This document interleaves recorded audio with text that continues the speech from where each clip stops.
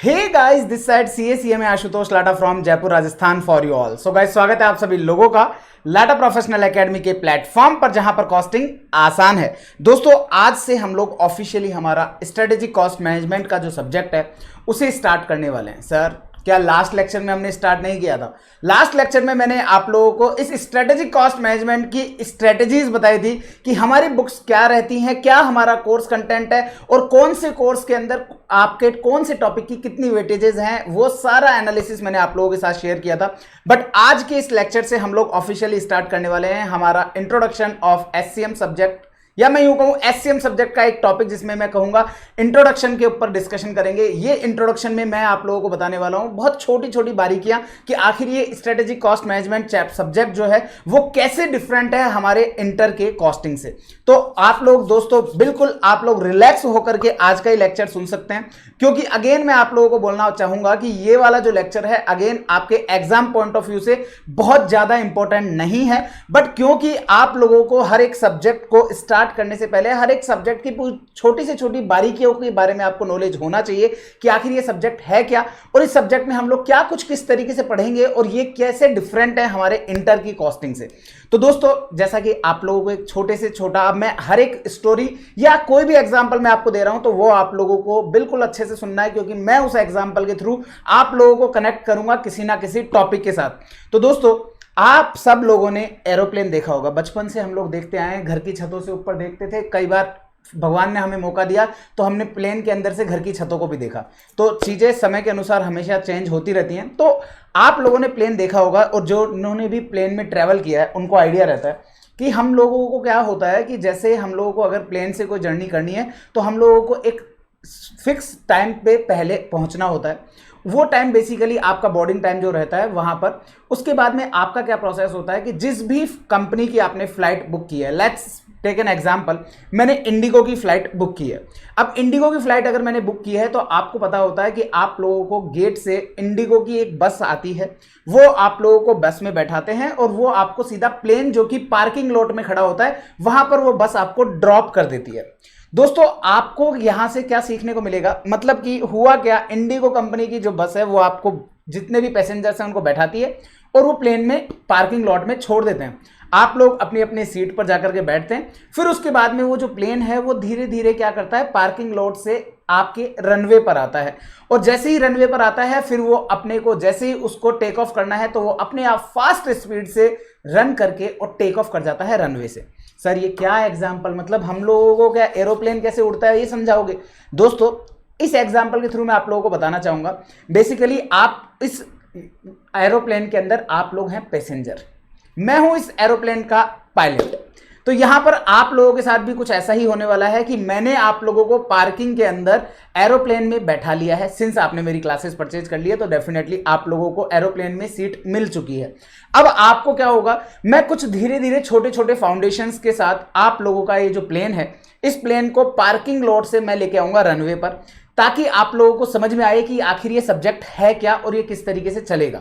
तो जैसे ही आप लोगों को ये चीजें समझ में आने लगेगी फिर हम लोग फुल स्पीड से टेक ऑफ कर जाएंगे और हम लोग हमारी जो जर्नी है, आखिर किस लिए पढ़ रहे हैं सर? देखो, अगर हम लोग बेस्ट तरीका बताए ना, इसका बेस्ट जो आपके लिए आंसर है वो ये है कि हम लोगों को अच्छा मार्क्स स्कोर करना है उसके लिए। तो कोई बात नहीं, मैं आप लोगों को वहीं पर ले जाकर के लैंड कराने वाला हूं इस पूरी जर्नी के अंदर। तो दोस्तों, इस एग्जाम्पल के थ्रू मैं आप लोगों की जो जर्नी है इसको स्टार्ट कर रहे हैं। इस जर्नी के अंदर आप लोगों को दोस्तों, मैं यहां पर कई बार आप लोगों को कॉस्टिंग सब्जेक्ट भी बोलूंगा, सीएमए फाइनल कॉस्टिंग भी मैं बोल सकता हूं। यहां से हम लोग स्टार्ट करने वाले हैं इंट्रोडक्शन ऑफ एससीएम। दोस्तों, आप लोगों ने कॉस्टिंग पढ़ा है क्या? हाँ सर, इंटर में पढ़ा है ना हमने। तो इंटर में आप लोगों ने कॉस्टिंग पढ़ा। अब दोस्तों, मैं आज का लेक्चर मैं आपको पहले बता रहा हूं, मैं बहुत धीरे धीरे लेकर के चलूंगा। आप लोगों को इतना सा ध्यान रखना है कि इसकी छोटी छोटी बारीकियों को, जो भी मैं चीज बता रहा हूं, बस केवल उसको सुनना है, आपको समझने की जरूरत है, कुछ भी लिखने की जरूरत नहीं है। इवन आप लोग इस तरीके से भी बैठ सकते हो, मुझे उसमें कोई भी आपके लिए, मेरे को कोई भी संशय नहीं है। आप कैसे भी बैठना चाहो आप बैठ सकते हो, बस मुझे सुन लो, इस वाले लेक्चर में सुन लो। उसके बाद में आप लोगों का नेक्स्ट लेक्चर से मैं स्टार्ट करूंगा टारगेट कॉस्टिंग, और वहां से हम लोग हमारे इस प्लेन को टेक ऑफ कराएंगे। और आपको बता दूं, हर एक चैप्टर इंपॉर्टेंट होगा। टारगेट कॉस्टिंग से 7 मार्क्स का क्वेश्चन आ रहा है हर 3 अटेम्प्ट में, हर 5 में से 3 अटेम्प्ट में टारगेट कॉस्टिंग आ रहा है, तो दैट मींस इंपॉर्टेंट चैप्टर रहने वाला है। लेकिन उसका भी कहीं ना कहीं उस टारगेट कॉस्टिंग को मैं कनेक्ट करूंगा आज के इस लेक्चर के साथ भी। तो आप लोग इस लेक्चर को सुनिएगा, समझने की पूरी अच्छे से कोशिश कीजिएगा। मेरे कुछ एग्जांपल्स के थ्रू मैं कोशिश करूंगा कि आप लोगों को बिल्कुल अच्छे से ये चीजें सारी समझ में आए। तो दोस्तों, आप लोगों ने क्या किया, सीएमए इंटर के अंदर आप लोगों ने कॉस्टिंग पढ़ा। क्या पढ़ा दोस्तों? कॉस्टिंग पढ़ा। अब आपके साथ सिनेरियो क्या होगा कि वहां पर जो आपने कॉस्टिंग पढ़ा उसे हमने नाम दिया कॉस्ट अकाउंटिंग। अब आप फाइनल में आ चुके हैं, फाइनल में अब इसका नाम हमने कर दिया स्ट्रेटेजिक कॉस्ट मैनेजमेंट। सर मतलब क्या हुआ दोस्तों? यहां से हमारे को क्लियरली समझ में आ रहा है कि हमारे इंटर में जो चीज सिखाई गई वो हमारे को कहीं ना कहीं अकाउंटिंग सिखाता है, और एससीएम जो है स्ट्रेटेजिक कॉस्ट मैनेजमेंट, ये कहीं ना कहीं स्ट्रेटेजिकली हमारे को मैनेज करने के लिए बोलेगा कि आपको कॉस्ट को मैनेज करना है। अब दोस्तों मुझे एक चीज बताइए, आज अगर मैं मेरा एग्जांपल लेता हूं, मैं लाटा प्रोफेशनल एकेडमी का फाउंडर, मैं यहां पर क्या कर रहा हूं कि आपके लिए बुक्स वगैरह रेडी हो रही हैं। अब बुक्स रेडी हो रही हैं तो बुक्स की डिजाइनिंग कौन कर रहा है? डेफिनेटली एक डिजाइनर रेडी कर रहा है, जिसके ऊपर जिसको पूरा वर्ड का नॉलेज है, सारी चीजें। लेकिन अगर मैं बात करूं तो इस ऑर्गेनाइजेशन के मैनेजमेंट में कौन लोग हैं? मैं हूं सीएसीएमए आशुतोष लाटा, मेरे ब्रदर हैं सीएसीएस आदित्य लाटा। तो हम लोग क्या कर रहे हैं, इसको बेसिकली मैनेज कर रहे हैं। लेकिन आप मुझे सोच के बताइए कि अगर मुझे ये प्रोसेस ही नहीं पता होगा कि बुक कैसे बनती है, तो मैं क्या अपने यहां पर जो स्टाफ है उसको मैनेज कर पाऊंगा? आंसर है नो। दोस्तों मैं आप लोगों को बता दूं, ये जितनी भी बुक्स बनी हैं इन सबकी हर एक छोटी से छोटी, मोटी से मोटी बारीकियां जो है एडिटिंग की, वो सारी की सारी वर्ड की एडिटिंग मुझे आती है। और ये मेरे को ऐसा नहीं है कि मुझे वर्ड की नॉलेज कोई पहले से थी, नहीं, मैंने पहले ये पूरा का पूरा प्रोसेस मैंने खुद से अपने हाथ से किया जब 2019-20 के आसपास। तो मेरे को पूरा वर्ड का पूरा प्रॉपर्ली पता है कि भैया कहां से किस तरीके से आपकी बुक बनेगी, सारा सब कुछ। तो मैंने सेम उसी प्रोसेस में आप लोगों को इंस्टीट्यूट ने बनाया। इंस्टीट्यूट ने कहा साहब पहले आप लोगों को एक अकाउंट स्ट्रीम के अंदर डाला। अकाउंट स्ट्रीम में डाला मतलब कि आपको कॉस्ट अकाउंटिंग सिखाई गई। आप लोगों को याद होगा इंटर में आप लोगों ने कॉन्ट्रैक्ट कॉस्टिंग सीखा, आप लोगों ने इंटर के अंदर प्रोसेस अकाउंटिंग सीखा, मतलब कि प्रोसेस की अकाउंटिंग करना सीखा, आपने कॉन्ट्रैक्ट की अकाउंटिंग करना सीखा। तो बेसिकली वहां से आप लोगों को अकाउंटिंग की नॉलेज दी गई कि आखिरकार किस तरह से बुक्स ऑफ अकाउंट्स बनते हैं, किस तरह से कॉन्ट्रैक्ट के अंदर जो भी खर्चे होते हैं उनको किस तरीके से रिकॉर्ड किया जा सकता है। तो इसका मतलब क्या हुआ भाई साहब, अकाउंटिंग का आप लोगों को ऑलरेडी नॉलेज है, आप 11th-12th से आप पढ़ते आ रहे हैं। अकाउंटिंग क्या है? बेसिकली अकाउंटिंग आप लोगों का बेसिकली एक रिकॉर्डिंग ऑफ ट्रांजैक्शंस है। मतलब आप पास्ट में हुए हुए सभी ट्रांजैक्शंस को रिकॉर्ड कर रहे हो अकाउंटिंग के थ्रू। मतलब कि कॉस्ट अकाउंटिंग के अंदर आप क्या करेंगे, आप कॉस्ट से रिलेटेड जो ट्रांजैक्शंस हैं उनको रिकॉर्ड करेंगे। अब यहां पर सिनेरियो क्या बनता है कि सर आपके यहां पर क्या हमारे को एज ए सीएमए हम लोग बनने जा रहे हैं, तो क्या हमारे को यहां पर अकाउंटिंग ही करना पड़ेगा? तो आंसर है नो। दोस्तों मैं आप लोगों को बताने वाला हूं कि आप लोगों को यहां से अगर मैं बात करता हूं तो जो भी अकाउंटिंग कर रहे होते हैं, जैसे कि कॉस्ट अकाउंटिंग की जो टीम रहती है वो बेसिकली वो सारे स्टूडेंट लोग जो रहते हैं, मेरे मुंह से स्टूडेंट बहुत ज़्यादा निकलता है क्योंकि स्टूडेंट्स के ही इर्द गिर्द पूरी दुनिया घूमती है मेरी। या तो वो लोग आपके ग्रेजुएट होंगे, ग्रेजुएशन पास आउट होंगे, या इंटर पास आउट होंगे। आपको पता है सीएमए इंटर हो चाहे सीए इंटर हो, इनका पूरा कोर्स कैरिकुलम पूरा का पूरा ग्रेजुएशन से मिलता जुलता है। हाँ ठीक है, लेवल जो टफनेस की है वो जरूर डिफरेंट रहती है, बट इनको ऑलमोस्ट इक्वली ही ट्रीट किया जाता है। तो इसका मतलब ये जो अकाउंट्स टीम है इसके अंदर रहेंगे आपके ग्रेजुएशन और इंटर के लोग। लेकिन हम लोग बनने जा रहे हैं cost and management accountant. Sir नाम में तो हमारे भी अकाउंटेंट है, लेकिन आपको बता दूं कॉस्ट एंड मैनेजमेंट अकाउंटेंट का मतलब रहेगा यहां पर हमारे को पोजीशंस मिलने वाली है मैनेजरियल पोजीशन। तो हम लोग यहां पर बनने वाले हैं मैनेजर। अब पॉइंट ये आता है कि सर मैनेजर तो बन जाएंगे, लेकिन मैनेजर बनने से पहले हमें इस अकाउंटिंग का भी पूरा नॉलेज होना चाहिए। अब पॉइंट अराइज होता है सर फिर ये जो इंटर की अकाउंटिंग है और ये फाइनल की कॉस्टिंग है, मतलब इंटर की कॉस्ट अकाउंटिंग है और फाइनल की कॉस्टिंग है, इसमें डिफरेंस कहां पर आता है? दोस्तों आप लोगों को एक एग्जांपल के सहारे में समझाता हूं। आप अगर बीइंग ए जनरल पर्सन में अगर बात करूं, आप लोगों को भूल जाइए कि आप लोग सीएमए फाइनल के हैं या आप सीएमए बनने वाले हैं। आप लोग मुझे एक सोच के बताइए, एक एग्जाम्पल देता हूं। डीएलएफ का नाम सबने सुना होगा भैया, पहले टाटा आईपीएल से पहले डीएलएफ आईपीएल आता था, आप लोगों को अगर आइडिया हो तो। नहीं है तो कोई बात नहीं। डीएलएफ एक रियल एस्टेट कंपनी है जो कि रियल एस्टेट में डील करती है। लेट्स टेक एन एग्जांपल, इनको अपने गुड़गांव में, मतलब कि जिसका नाम आप लोग गुरुग्राम के नाम से भी जानते हैं, आजकल उसका नाम गुरुग्राम कर दिया है। गुरुग्राम में एक टोटल 27 माले की एक बिल्डिंग बनानी है साहब, एक 27 माले की बिल्डिंग बनानी है। अब आपको पता है कि इस माले का जो कंस्ट्रक्शन होगा तो 27 मंजिल बनेगी। भाई साहब हमारे घर के अंदर 1 या 2 मंजिल का घर हम लोग बनाते हैं, उसके अंदर हमारे को 2 साल लग जाते हैं अगर ढंग से इंटीरियर वगैरह कराएं तो यहाँ 27 माले की बिल्डिंग है, कितने साल लगेंगे भाई साहब? डेफिनेटली 5-7 साल तो लगेंगे ना। तो यहां पर क्या किया डीएलएफ कंपनी ने, कुछ इनवाइट किए टेंडर्स कि भाई साहब हम चाहते हैं कि हम यहां पर एक पर्टिकुलर जगह पर हमारे को यहां पर बिल्डिंग बनानी है, उस बिल्डिंग के लिए जितने भी कॉन्ट्रैक्टर्स हैं वो हमारे पास आकर के हमारे से डिस्कशन करें, अपनी अपनी कोटेशन दें, ताकि हम लोग हमारा डिसीजन ले सके कि हमें ये इसका कंस्ट्रक्शन का कॉन्ट्रैक्ट किसे देना है। अब लेट्स टेक एन एग्जांपल। इसके लिए हमारे पास 4 लोग आते हैं, mister A, mister B, mister C and mister D. 27 माले की बिल्डिंग बननी है। यहां पर हुआ क्या, आपको कुछ भी लिखने की जरूरत नहीं है, ये जस्ट केवल एग्जांपल है, आप लोगों को केवल इसमें यहां पर फिट करना है और वो केवल और केवल एग्जांपल्स के सहारे आपको समझ में आएंगी चीजें। तो आप लोगों को केवल फोकस आपका जो होना चाहिए केवल स्क्रीन पर होना चाहिए, जो मैं बोल रहा हूं केवल आपको वो सुनना है ध्यान से और समझने की कोशिश करना है। अब यहां पर ये जो 4 लोग आए, ये 4 लोगों ने कहा कि सर मैं इसको 100 CR में बना दूंगा। ये बोलता है सर मैं 120 CR लूंगा, सी बोलता है सर मैं 90 CR में बना दूंगा और डी बोलता है मैं 150 CR में बना दूंगा। अब आपसे अगर मैं पूछूं कि आप इनमें से किसको सेलेक्ट करना चाहोगे, तो देखो जो जिनको जल्दबाजी है और जिनको सीएमए बनना है वो जल्दबाजी नहीं करेंगे किसी भी तरह का कोई भी डिसीजन। आप एक चीज ध्यान रखिए, you are going to be professional person, आपकी हर एक वर्ड्स की वैल्यू होती है, तो कभी भी समय ले लो कुछ भी बोलने से पहले, लेकिन जो बोलो ना वो ऐसा होना चाहिए कि भाई साहब हाँ सीएमए साहब ने बोला है इसका मतलब यही डन है, क्योंकि हमारे ऊपर हमारे प्रोफेशन के ऊपर लोग रिलाय करते हैं, तो लोगों का भरोसा है, तो हमारे को हमारे वर्ड्स जब भी हम निकालें तो सोच समझ के निकालें।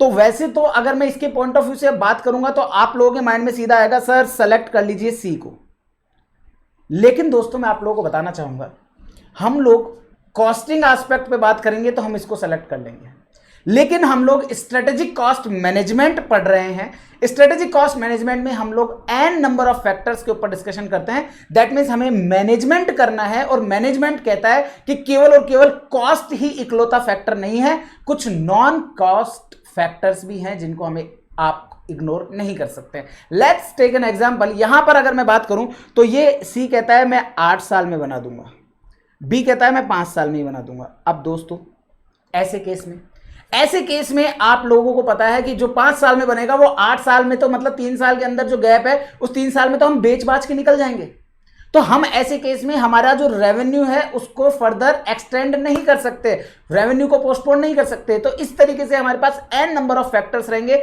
जिनके ऊपर हमारे को डिस्कशन करना है, जिनसे हमारे को ये पता चलेगा कि आखिरकार हमारा किस तरीके से चीजें रहती हैं और हमारे को डिसीजन किसके ऊपर बेसिस पर हमारे को देना है, तो ये हमारे को वहां से पता चलेगा। तो इसका मतलब क्या हुआ, साइलेंट कर लेते हैं, ये फ़ोन बड़ा बजता है मेरा, ये डाउट सॉल्विंग पे बड़े मैसेजेस आते रहते हैं मेरे पास। जस्ट ए सेकंड, मैं इसको साइलेंट कर लेता हूँ। अब ये साइलेंट हो गया।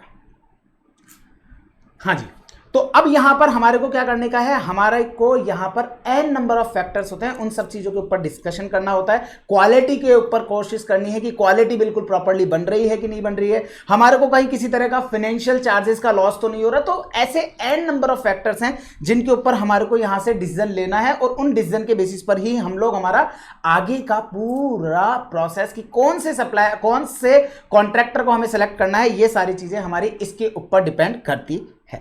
क्लियर है दोस्तों, ये बात कुल मिलाकर के आपको समझ में आई होगी हल्की फुल्की, कि हमारे लिए यहाँ पर जो है वो कॉस्ट अकाउंटिंग नहीं, हमारे को मैनेजमेंट करना है, और मैनेजमेंट अगर हमें करना है तो दोस्तों उसके लिए हमारे को यहाँ पर क्या करना है। मैं यहाँ पर इसको इसलिए रब कर रहा हूँ क्योंकि ये चीज़ें आपको लिखने की ज़रूरत नहीं है, और ना मैं आप लोगों को ये प्रोवाइड करने वाला हूँ। तो जो मैंने आपको कहा था ना कि क्लास सॉल्यूशंस में आपको प्रोवाइड करूँगा, तो उसके अंदर मैं ये वाली चीज़ें लिख करके आपको देने की ज़रूरत नहीं, क्योंकि ये फालतू की चीज़ें हैं, आप लोगों को केवल समझने का है, इसलिए मैंने इसको वापस से रब कर दिया। अब यहाँ पर बात कर लेते हैं।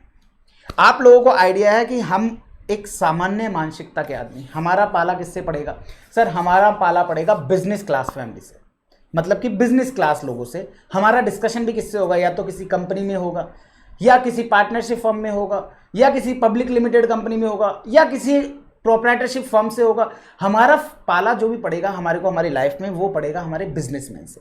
और एक बिजनेसमैन से अगर हम पूछते हैं कि भैया एक सामान्य मानसिकता के आदमी से, आपको पता है वैसे तो हम लोग आपसे अगर मैं पूछूं कि आप सामान्य मानसिकता के हो क्या, तो आप कहोगे नहीं सर, हमने इतना जीवन में पढ़ लिया ना, हम सामान्य मानसिकता के बच्चे ही नहीं हैं। तो ऐसे केस में फिर भी मैं आपसे पूछूं तो आप मुझे एक चीज बताओ, एक बिजनेस का सोल आपका ऑब्जेक्टिव क्या रहेगा? मतलब आप क्या चाहोगे? मतलब एज ए बिजनेसमैन, मैं आपको ये नहीं कह रहा, अब आप ये मत सोचना सर तो जो मैं बोलूंगा उसका उल्टा ही बोलेंगे। तो आप लोग अभी एज ए स्टूडेंट अगर मैं आपसे पूछता हूं कि एक ऑर्गेनाइजेशन का प्राइम मोटो क्या रहेगा, तो ऑब्वियस सी बात है आपके माइंड से निकलेगा कि सर एक ऑर्गेनाइजेशन का प्राइम मोटो रहेगा कि उसका जो प्रॉफिट है वो मैक्सिमाइज हो, उसका जो प्रॉफिट है वो मैक्सिमाइज हो, मतलब कि उसका प्रॉफिट अधिक से अधिक है। अब अगर मैं आपसे पूछ लूं कि साहब आपने कह दिया कि प्रॉफिट को मैक्सिमाइज करना जो है वही प्राइम मोटो रहेगा आपके किसी भी ऑर्गेनाइजेशन का, तो अगर मैं आपसे पूछता हूं कि भैया मुझे एक चीज बताओ कि ये जो प्रॉफिट है, ये प्रॉफिट कैसे निकल के आता है, ये कैसे निकल के आएगा प्रॉफिट, ये आप मुझे बताइए। तो आप लोग क्या कहेंगे, अरे सर आपको प्रॉफिट निकालना ही नहीं आता क्या? सर सेल्स में से कॉस्ट लेस कर दीजिए, क्या कर दीजिए, सेल्स में से कॉस्ट लेस कर दीजिए, आपके पास प्रॉफिट आ जाएगा। अब दोस्तों सेल्स में से कॉस्ट लेस कर दीजिए, आपके पास प्रॉफिट आ जाएगा। मैं अगर आपसे ये पूछूं कि मुझे प्रॉफिट को मैक्सिमाइज करना है, लेट्स फॉर एग्जांपल, मैंने अभी अभी जो आपके पास एग्जांपल लिया 27 माले का, उसमें सपोज से मैंने किसी भी एक कॉन्ट्रैक्टर को सेलेक्ट किया और उसको मैंने बिड जो पूरा खर्चा वगैरह सारा सब कुछ मिला करके 150 करोड़ का मेरा खर्चा आया। क्या आया दोस्तों? 150 करोड़ का मेरा खर्चा आया। मैंने उनके अंदर जितने भी अपार्टमेंट्स बनाए उन सारे के सारे फ्लैट्स को मैंने सोल्ड आउट किया और उसमें मुझे मिले 200 करोड़। इसका मतलब मुझे यहां पर बताइए, क्या मुझे 50 करोड़ का प्रॉफिट हुआ? क्या मेरा प्रॉफिट 50 करोड़ का है? आंसर है यस। लेकिन अब अगर मैं आपसे ये पूछता हूं कि मुझे ये बताइए कि यहां पर आपका जो ऑर्गेनाइजेशन का प्रॉफिट मैक्सिमाइज करना है, अब प्रॉफिट मैक्सिमाइज करने के लिए मतलब कि मुझे अगर इस प्रॉफिट को और इंप्रूव करना है तो मैं क्या करूं, इस प्रॉफिट को और इंप्रूव करना है तो मैं क्या करूं? तो आप कहेंगे सर प्रॉफिट इंप्रूव करना है तो आपके पास पहला तरीका तो यह है कि आप इसकी जो सेल वैल्यू है उसे इंक्रीज करो। मतलब कि सर जहां पर आपने सपोज से इस 200 करोड़ में 100 फ्लैट बेचे हैं, मतलब हर एक फ्लैट 2 करोड़ का बेचा है, सर इसको 2 करोड़ का मत बेचो, इसको 2.25 करोड़ का बेचो। अब 2.25 करोड़ का बेचोगे तो 225 करोड़ आपको मिलेंगे। कॉस्ट तो वही सेम रहेगी क्योंकि सेलिंग प्राइस में चेंज करने से आपका कॉस्ट कभी भी चेंज नहीं होता। तो इसका मतलब आपको उस केस में प्रॉफिट 75 करोड़ हो जाएगा। तो इसका मतलब ये हो गया कि सर आप अपनी सेल वैल्यू को इंक्रीज कर सकते हो, उससे आपका प्रॉफिट जो है वो इंप्रूव हो जाएगा। जस्ट ए सेकेंड, कोई मैंने ये पेन मंगाया था, शायद उसके डिलीवरी वाले का कॉल है, 1 सेकेंड के लिए वेट करते।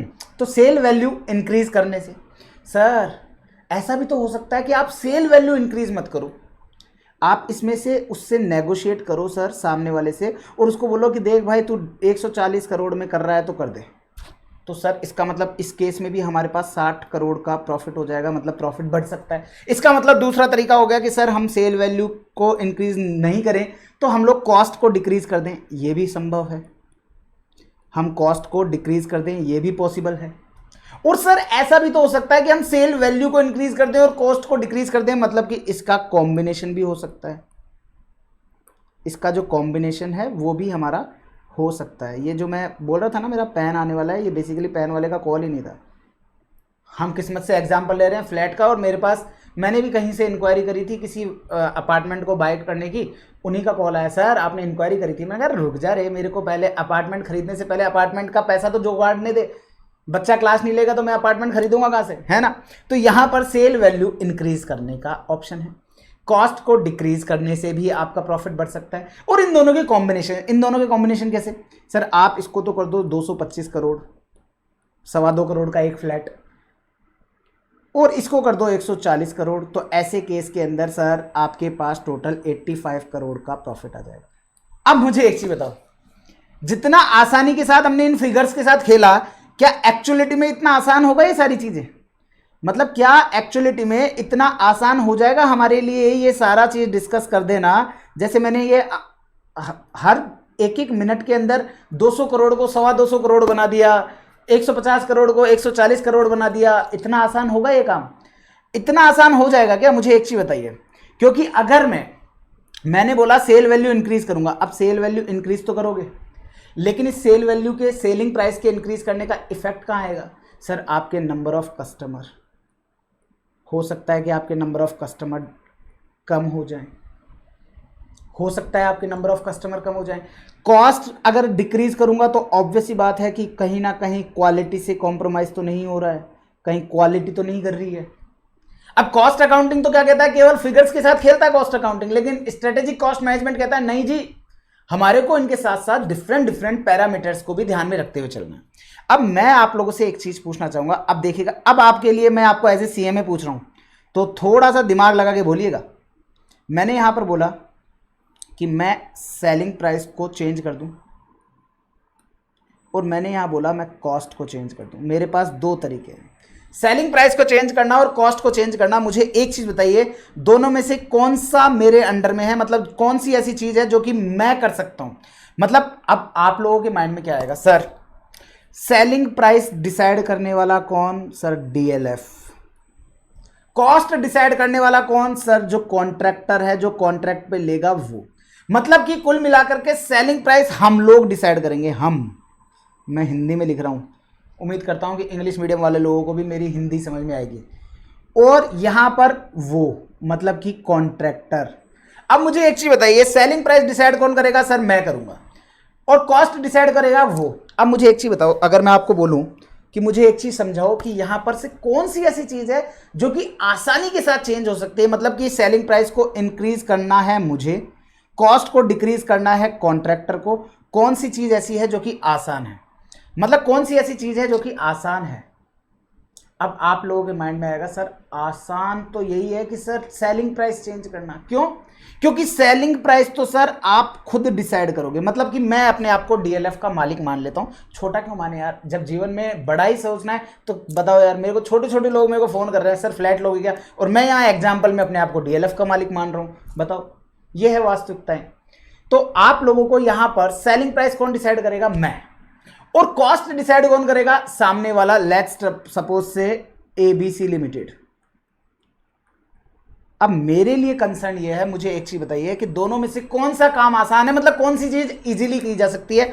आप लोगों में से 99 नहीं 100% लोग कहेंगे sir this is easy task, और जबकि मैं कहता हूं कि no, this is not at all easy task. Selling price को आप लोग चेंज कर पाना आपके हाथ में इतना नहीं है सर। क्यों? क्योंकि आज के टाइम पर आप लोग कॉम्पिटिटिव मार्केट में बैठे हैं, और कॉम्पिटिटिव मार्केट में आप जहां बैठे हैं तो कॉम्पिटिटिव मार्केट के अंदर आप लोगों के लिए प्राइस डिसाइड करने वाले आप नहीं हैं। आप लोग यहां पर प्राइस टेकर हैं। मतलब कि प्राइस डिसाइड होती है पूरे ऑर्गेनाइजेशन एज ए होल के साथ साथ आपके अदर कॉम्पिटिटर्स को भी ध्यान में रखते हुए। लेकिन क्या सर हमारे यहां पर कॉस्ट को रिड्यूस किया जा सकता है? आंसर है यस सर, कॉस्ट को रिड्यूस किया जा सकता है। कॉस्ट को रिड्यूस कैसे किया जा सकता है सर? वो तो सामने वाला डिसाइड करेगा। मैंने कहा हम लोग काम दे रहे हैं, हम लोग काम दे रहे हैं। हम लोगों के पास n नंबर ऑफ लोग होंगे जो कि हमारे इस पर्टिकुलरली प्रोजेक्ट को एक्सेप्ट करने का सोचेंगे। तो ऐसे केस में हम लोग कॉस्ट को कम कर सकते हैं। अब सर कॉस्ट को कम करने के तरीके क्या हैं? दोस्तों आप लोगों को कॉस्ट अकाउंटिंग के अंदर भी, अगर आपने मेरे से क्लास लिया होगा तो मैंने आपको पढ़ाया होगा, और अगर आपने मेरे से क्लास नहीं भी लिया होगा तो आपने जिससे भी क्लास लिया होगा उन्होंने आपको दो चीजें सिखाई होंगी। क्या? आपको दो चीजें सिखाई होंगी, एक हमारा कॉस्ट कंट्रोल, और एक उन्होंने सिखाया होगा कॉस्ट रिडक्शन। सर ये कॉस्ट कंट्रोल और कॉस्ट रिडक्शन ये क्या है? अब दोस्तों हुआ क्या, मैंने कहा साहब एबीसी लिमिटेड आप जो 150 करोड़ रुपए हमें बोल रहे हो ना कॉस्ट का, इस 150 करोड़ की कॉस्ट को आप कम करो, नहीं तो हमारा काम नहीं चल पाएगा। अब उन्होंने कहा सर मैं कॉस्ट तो कम कर दूंगा, ठीक है सर, मैं एक काम करता हूं सर, आपने कहा था इस सीमेंट में जान है अंबुजा, वो सीमेंट लगाओ इसके फ्लैट को बनाने के लिए। सर देखो अगर कॉस्ट कम करेंगे तो सर हम कहीं ना कहीं से तो निकालेंगे, तो सर हम इसमें एक काम करते हैं, अंबुजा की जगह हम इसमें खम्बुजा सीमेंट लगा देते हैं। हम इसमें अंबुजा की जगह खम्बुजा सीमेंट लगा देते हैं। अब हुआ क्या, हुआ ये कि अंबुजा की जगह अगर आपने खम्बुजा सीमेंट लगाई तो मुझे एक चीज बताओ, एक बार के लिए तो चाहे कोई सी भी सीमेंट हो, एक बार के लिए तो आपका विला रेडी है, या मैं आपका कहूँ आपका फ्लैट अपार्टमेंट रेडी है। बट उसके बाद हुआ क्या कि वो जो फ्लैट है ना वो किसी नवविवाहित जोड़े ने लिया। ये मेरी शुद्ध हिंदी है। इंग्लिश में बोलूँ तो जो न्यूली वेडिड कपल हैं उन्होंने लिया। अब हुआ यूं कि वो भैया आपके बातचीत कर रहे थे, ऊपर पंखा चल रहा था, नीचे बेबी सो रही थी और बगल के अंदर बेबी का जो बाबू है वो भी सो रहा था। अब हुआ यूं कि उन्होंने, जो बेबी है, उन्होंने कहा मुझे प्यास लग रही है, मुझे पानी पिलाओ। अब पानी पिलाने के लिए उन्होंने क्या किया, अब भैया न्यूली वेडिड कपल है तो उन्होंने, अब उनको आ रहा आलस। भाई बेबी कह रही है नहीं जी मैं तो नहीं उठूंगी, मैंने मुंह खोला, आप तो मेरे को यहीं पे पानी पिला दो। जैसे उन्होंने मुंह खोला, ऊपर से पानी तो आया नहीं। ये जो खम्बूजा सीमेंट है, इसका खम्बूजा सीमेंट का जो चूना है वो झड़ करके सीधा बेबी के मुंह में। अब भाई साहब ऐसे केस में उस बेबी का जो बाबू है उसका जो हालत होगी वो कोई सोच भी नहीं सकता। बेचारे की दिन तो खराब ऑफिस में हो जाता है, रात बेबी खराब कर देगी। तो ऐसे केस के अंदर अब मुझे एक चीज़ बताओ, क्या वो न्यूली वेडिड कपल कभी किसी दूसरे को सजेस्ट करेंगे कि इस कंपनी के जो भी फ्लैट्स हैं उनको आप बाय करो? हो सकता है कि for the time being DLF का पूरा अपार्टमेंट जो है वो सोल्ड आउट हो जाए, बट जैसे ही 1 महीना 2 महीने 6 महीने बाद कस्टमर्स के रिएक्शंस आना चालू होंगे तो क्या इस डीएलएफ की इंटीग्रिटी, डीएलएफ की जो गुडविल है, क्या उस पर दाग नहीं लगेगा? क्या इसकी गुडविल पर आंच नहीं आएगी? मतलब कि क्या आपके डीएलएफ को आगे चल करके जो क्वालिटी मेंटेन करके ये हाई प्राइस चार्ज करने की सोच रहे थे, क्या ये कर पाएंगे? आंसर है नहीं। इवन इनको कस्टमर्स ढूंढ पाना भी बहुत मुश्किल हो जाएगा। तो इसका मतलब ये हो गया कि सर हम हमारी कॉस्ट को कम करने के लिए कभी भी क्वालिटी से कॉम्प्रोमाइज तो हम नहीं कर सकते। अब सर ऐसे केस में हम क्या कर सकते हैं? दोस्तों ऐसे केस में आप लोगों को क्वालिटी को ध्यान रखते हुए कुछ ऐसे उपाय करने हैं ताकि आप लोग कॉस्ट को कंट्रोल कर सकें अप टू द लिमिट। अब सर ये अप टू द लिमिट का क्या मतलब है?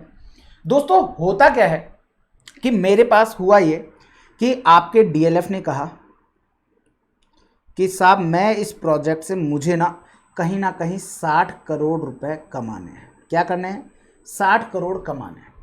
अब सेलिंग प्राइस, क्योंकि सेलिंग प्राइस ये कॉम्पिटिटिव मार्केट में इनको पता है कि सेलिंग प्राइस तो भैया 200 करोड़, 2 करोड़ का एक फ्लैट, 100 करोड़ 100 फ्लैट है तो 200 करोड़ में बिकेगा।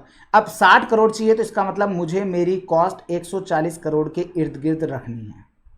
अब ऑब्वियस सी बात है, अगर 140 करोड़ के इर्द गिर्द रखनी है तो प्रॉपर प्लानिंग होगी, प्रॉपरली प्लान करेंगे इन सब चीज़ों को कि कैसे ये 140 करोड़ पे आएगी। तो दोस्तों इसी चीज़ को हम लोग क्या कहेंगे? कॉस्ट को कंट्रोल करना up to the budgeted plan. अब सर ये बजटेड प्लान क्या है? तो इसको बजटेड प्लान के ऊपर में लेके जाने के लिए मैं आप लोगों को लेकर के जाऊंगा एक एग्जाम्पल पर। और अब आपको एग्जाम्पल डीएलएफ का ना लेकर के आप लोगों का खुद का एग्जाम्पल लूंगा। मतलब कि दो दोस्त हैं, एक लाल सिंह चड्डा विदाउट एनी चड्डी और एक नीलू सिंह। ये दो दोस्त हैं। ये दोनों दोस्तों को सीएमए फाइनल की क्लास लेनी है। क्या करनी है भैया? इन दोनों दोस्तों को सीएमए फाइनल की क्लास लेनी है। और दोनों दोस्तों का अंदर जो ये नीलू सिंह है ना, ये नीलू सिंह ना थोड़ा सा कॉन्फिडेंट है। ये कहता है साहब मैं तो सेल्फ ही कर लूँगा, कौन क्लास लेगा यार, फालतू कौन क्लास में टाइम खराब करेगा, मैं तो सेल्फ कर लूँगा। अब भाई साहब लाल सिंह कह रहा है भाई मैं तो देखो मैं रिस्क नहीं ले सकता, मेरे को तो क्लास ही लेनी है। अब क्लास लेनी है तो अब इसने क्या किया? इसने अपने पापा के पास गया, पापा पापा पापा मुझे क्लास लेनी है। तो पापा ने बोला कि कौन सी क्लास लेनी है? पापा ये तो मेरे को पता ही नहीं, बस फाइनल की लेनी है, किसकी लेनी है पता नहीं। फिर पापा ने कहा कि पहले जा करके एनालाइज करके आ कि किसकी क्लास लेनी है, कौन से सब्जेक्ट के अंदर कौन सी फैकल्टी की क्लास लेनी है, वो उनकी प्राइसेज क्या है, ये सारी चीज़ें की नॉलेज लेके आ। फिर उसके बाद मेरे पास आ, तब मैं तेरे को बताऊंगा कि मेरे पास इतना पैसा कैसे मैनेज होगा। इसका मतलब अब आप लाल सिंह जो है वो जाएगा। उसने कहा मैं पहले ग्रुप 3 की तैयारी करूंगा। ग्रुप 3 के अंदर उसने कहा paper number 13, paper number 14, paper number 15 और पेपर नंबर 16। अब उसने माइंड में पूरा एनालाइज किया, यूट्यूब पर फीडबैक देखे, अपने सीनियर्स से राय ली। टेलीग्राम पर वो नहीं गया, क्योंकि टेलीग्राम पर इसलिए नहीं गया क्योंकि उसको पता है कि टेलीग्राम पर तो मार्केटिंग एजेंट बैठे हैं बहुत सारी फैकल्टीज के। तो आप टेलीग्राम पर, ये मैं आपको इसलिए बता रहा हूं क्योंकि टेलीग्राम पर ऐसा होता है। तो आप लोग टेलीग्राम पर कभी भी किसी भी सब्जेक्ट की क्लासेस लेनी हो तो आप टेलीग्राम पर मत पूछना, और टेलीग्राम पर पूछो तो एटलीस्ट उनसे पूछना जो जिनको आप पर्सनली जानते हो कि हाँ जी ये स्टूडेंट है। नहीं तो होगा क्या, वहां पर टॉम नाम से बंदा आएगा और वो टॉम नाम से बंदा जो है वो किसी फैकल्टी का बैठा हुआ होगा। ये मैं रियल लाइफ एग्जांपल दे रहा हूँ। टॉम नाम से एक बंदा है जो किसी पर्टिकुलर हमारे ही सब्जेक्ट की कॉस्टिंग फैकल्टी को प्रमोट करता है, ऐसा मैं बता रहा हूँ। और ऐसे बहुत सारे एग्जाम्पल्स हैं, बहुत सारे लोग हैं जो कि एक साथ मतलब ऐसे आते हैं ना, जैसे कोई भाई साहब लपेट लो इस बंदे को, ये कहीं चला ना जाए, तो ऐसे अटैक होता है। जैसे किसी ने पूछा एससीएम सब्जेक्ट कहाँ से लेना, अरे मैं इससे ले रही हूँ, इससे ही ले रहा हूँ, बहुत अच्छा पढ़ाते हैं भाई साहब, क्या ही पढ़ाते हैं, ये इसी से ही लेना। और बाद में पता चलता है कि वही बंदे उस पूरे इंस्टीट्यूट के जितने भी सब्जेक्ट टीचर हैं उनकी सबकी बढ़ाई करते हैं। ऐसा क्यों? तबकि सीएमए फाइनल लेवल पर जाकर के आपको खुद से एनालाइज करना चाहिए, डेमो देखने के बाद में आपको चीज़ें समझ में आ जाती हैं। अब यहाँ पर हुआ क्या, ये सब्जेक्ट है लॉ, ये आपका एसएफएम, ये आपका डायरेक्ट टैक्स डीटी, और ये आपका एससीएम। अब भाई साहब देखो, अगर आपने एससीएम में कोई दूसरा ऑप्शन सोचा ना तो भाई साहब अपन ने इस कैमरे के अंदर से घुस के मार देना है आपको। तो भाई आपने कह दिया एससीएम तो वन एंड ओनली आशुतोष लाटा का ही लेना है। आपने डीटी कहा कि साहब मेरे को लो लेनी है, एक्स फैकल्टी की एसएफएम लेना है, वाई फैकल्टी का डीटी लेना है, जेड फैकल्टी का। नाम मैं नहीं ले सकता, ऑल्दो हमारे पास हर सब्जेक्ट की फैकल्टीज अवेलेबल होती हैं, बट फिर भी मैं नाम नहीं ले पाऊंगा। तो यहां पर आपने सोचा एक्स फैकल्टी का मैं लूंगा, एक्स फैकल्टी का लो आता है 10,000 में, वाई फैकल्टी का एसएफएम आता है 14,000 में, डीटी जो है वो आता है आपका से 12,000 में, और आशुतोष सर बेचारे सबसे कम प्राइस वाले, इनका 9,000 में। ये आपने पूरा बजट रेडी कर लिया कि भाई साहब आपने पूरा प्लान कर लिया इस पूरे के पूरे प्लान के साथ कि भैया मुझे इसी सब्जेक्ट की फैकल्टी की क्लास लेनी है और इसकी इतनी इतनी प्राइस होगी। अब आप शाम को गए अपने पापा के पास। ये एग्जाम्पल मैं आप लोगों को कनेक्ट करूंगा, कहीं आप ऐसे में सोच लेना कि अब भाई साहब सर ये क्या हो गया है, हमारे को तो कुछ समझ में आया नहीं और ये एग्जाम्पल तो आ गया समझ में और ये हमारे कोर्स से रिलेटेड था क्या। अभी आपको इसको कनेक्ट करूंगा इस एग्जाम्पल को आपके कोर्स में, तो इसलिए ध्यान से समझते हुए चलिएगा।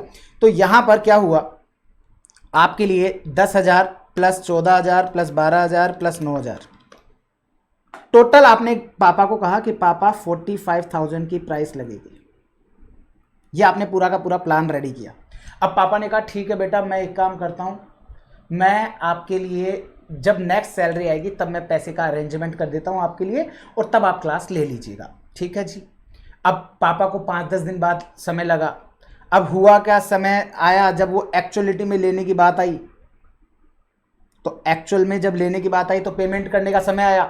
तो हुआ ये कि 10,000 की जो प्राइस है वो 11,000 हो गई, 14,000 की जो प्राइस है वो आपके 12,000 हो गई, डीटी की जो 12,000 है उसकी जगह 14,000 हो गई, और आशुतोष सर की प्राइस में तो कोई चेंज आया ही नहीं।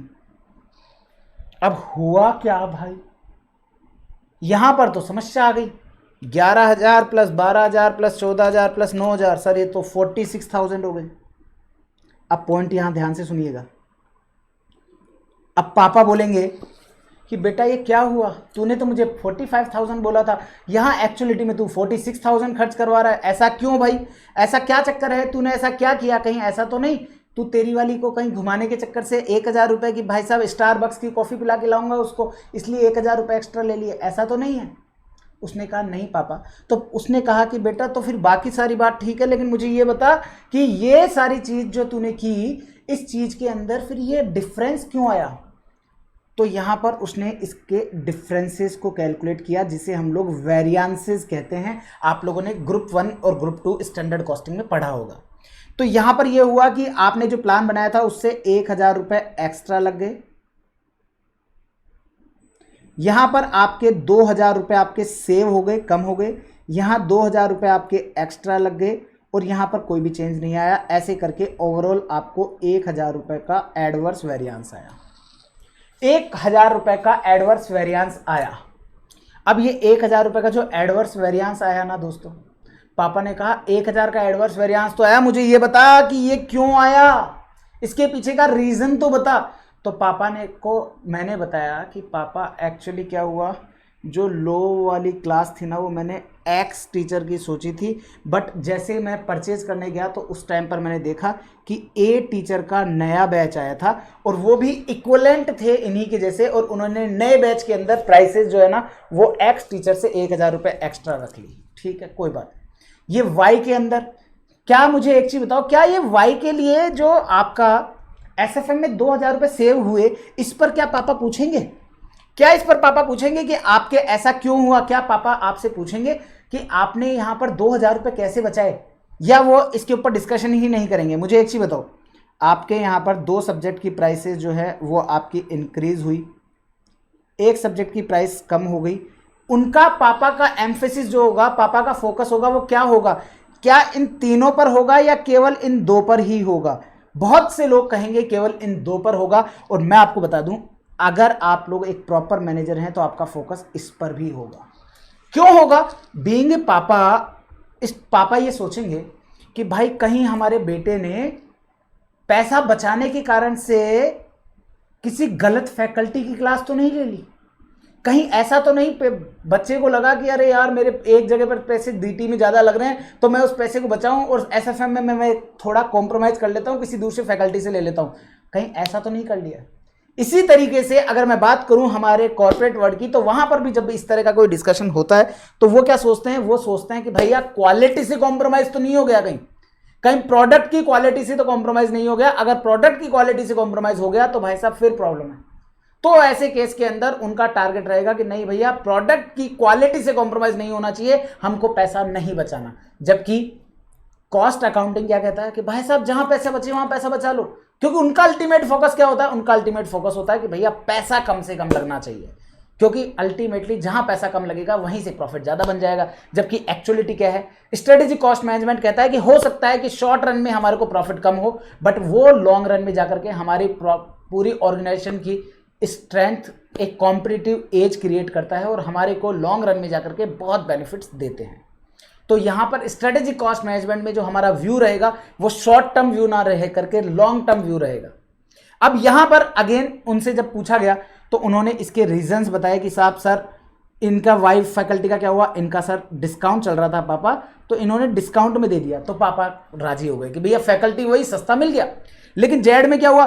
पापा जेड वाली फैकल्टी मैंने अगेन इस फैकल्टी को चेंज कर दिया और मैंने यहाँ पर बी फैकल्टी को सेलेक्ट कर लिया। आशुतोष लाटा में चेंज इसलिए नहीं आया क्योंकि सर मैंने सोचा भी आशुतोष लाटा था और लिया भी मैंने आशुतोष लाटा है। तो इसका मतलब मैंने क्या किया?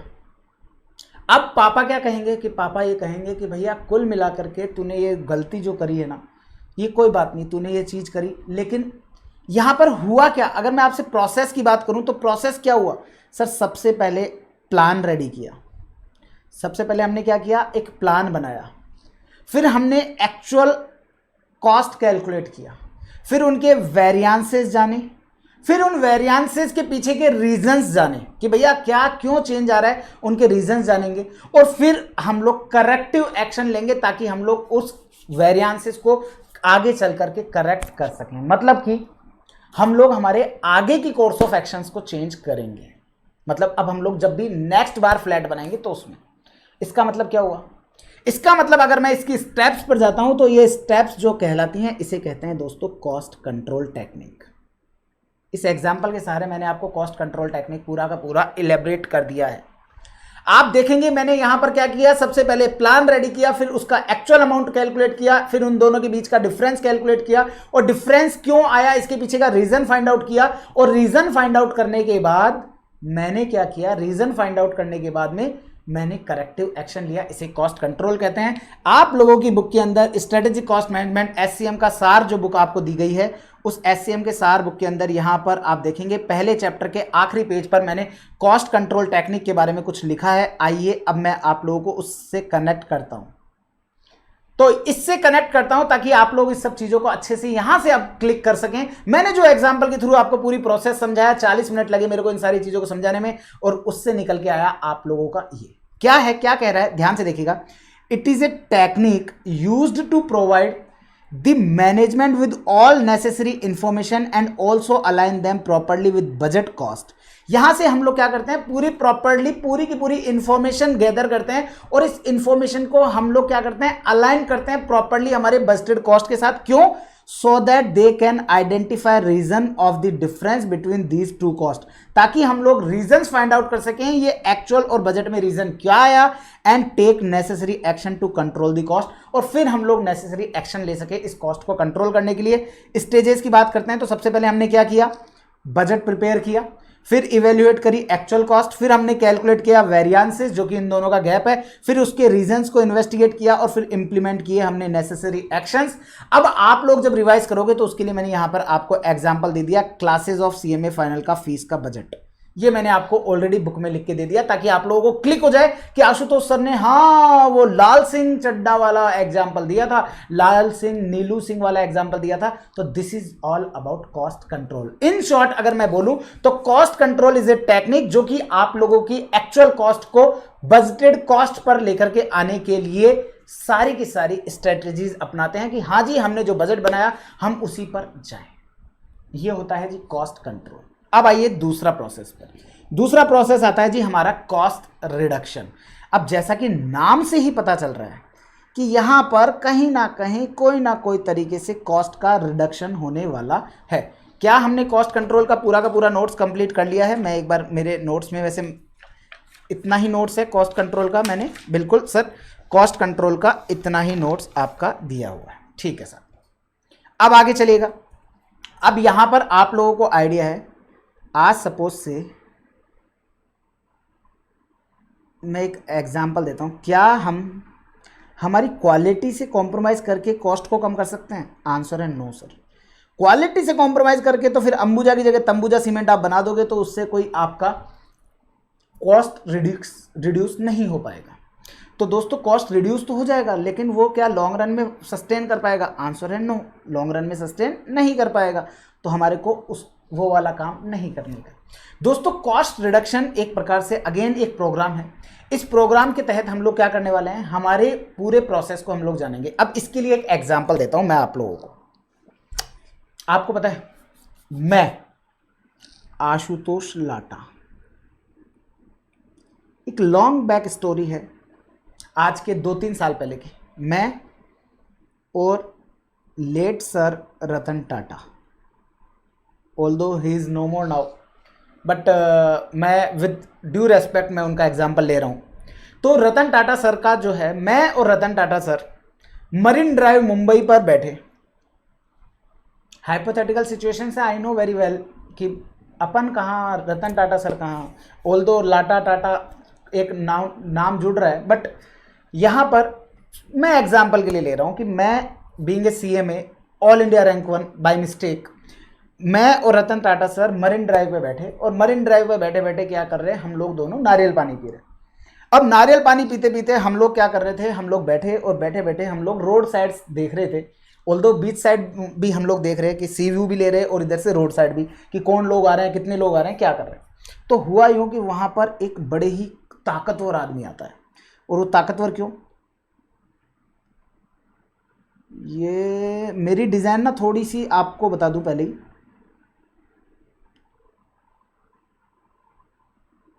मेरी डिज़ाइन बड़ी ख़तरनाक होती हैं, आप लोगों को किसी को भी समझ में आती नहीं है।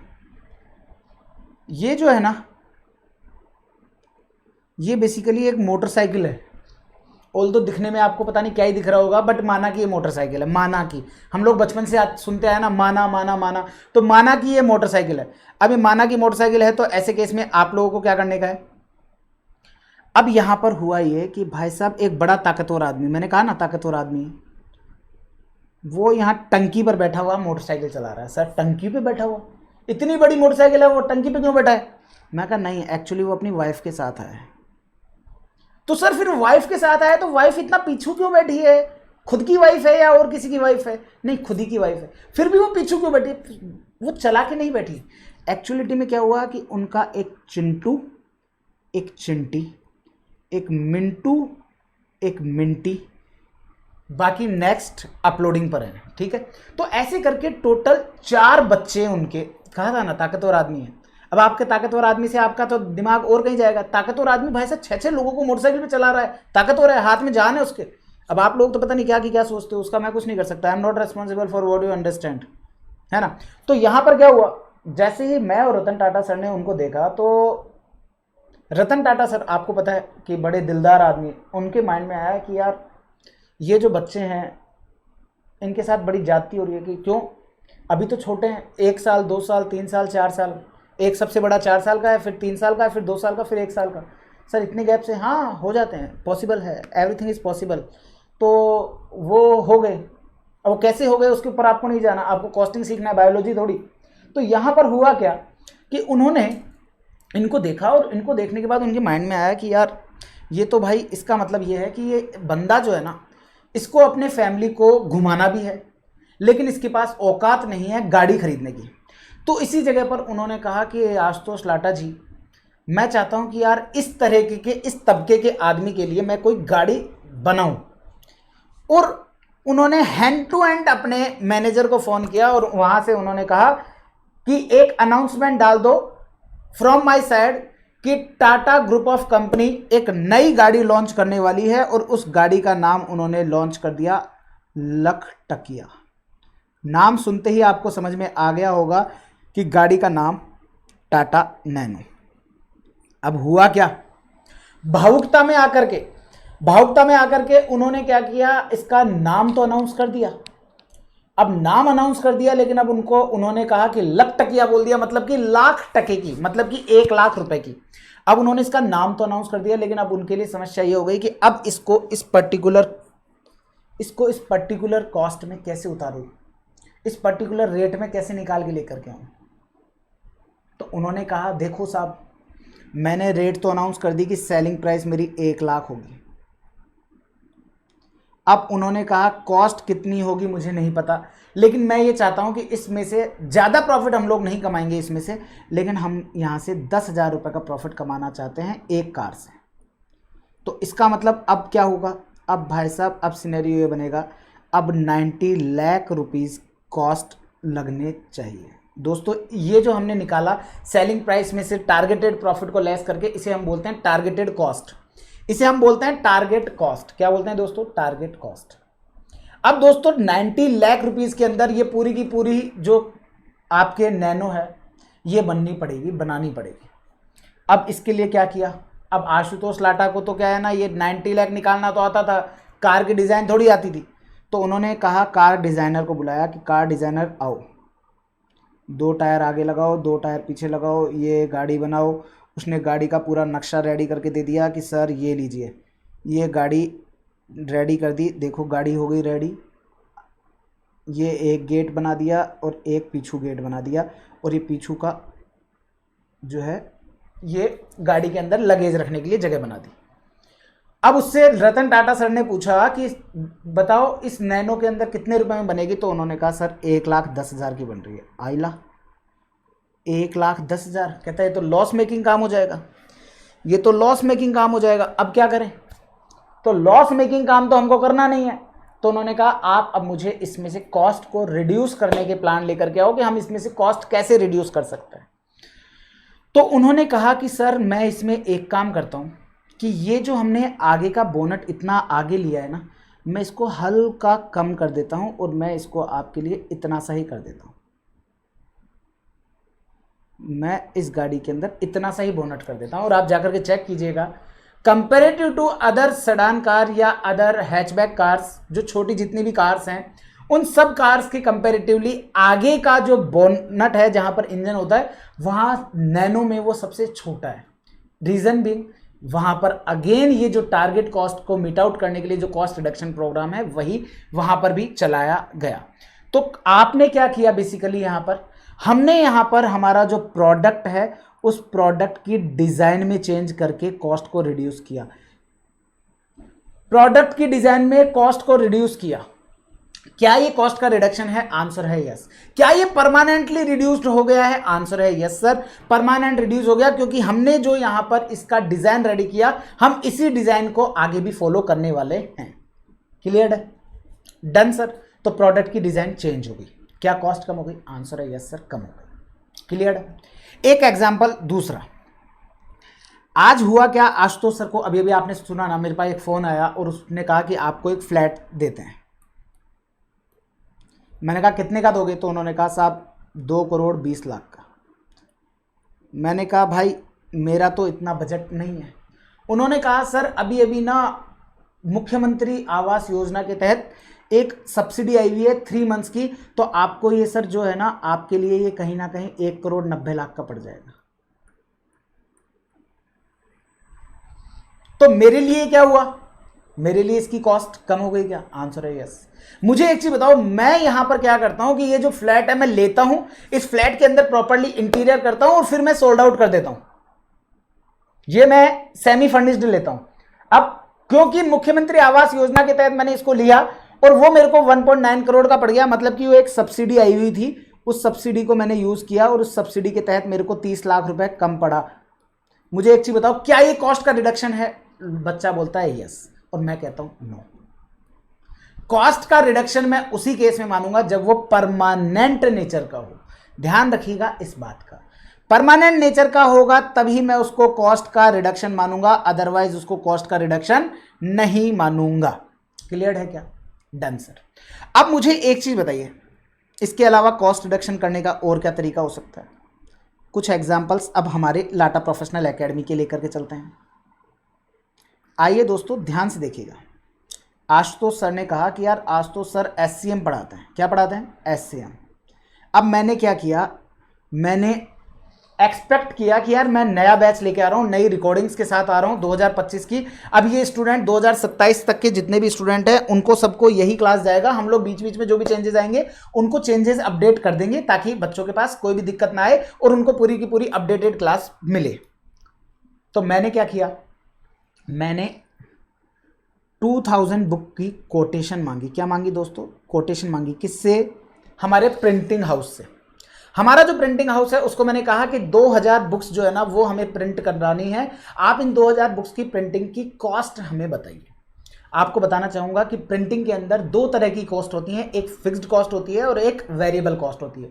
आज तक हम लोगों को even when I was student ना, तो मुझे लगता था कि यार इसके अंदर तो क्या है, वेरिएबल कॉस्ट ही होती होगी। देखो आज अगर हमारे पास बुक है, ये हमारे पास बुक है, इस बुक में क्या लगता है सर? ये कवर लगता है, ये पेजेस लगते हैं, पेजेस के ऊपर इंक लगती है सर, ये सारी की सारी तो जो है ये तो वेरिएबल कॉस्ट है।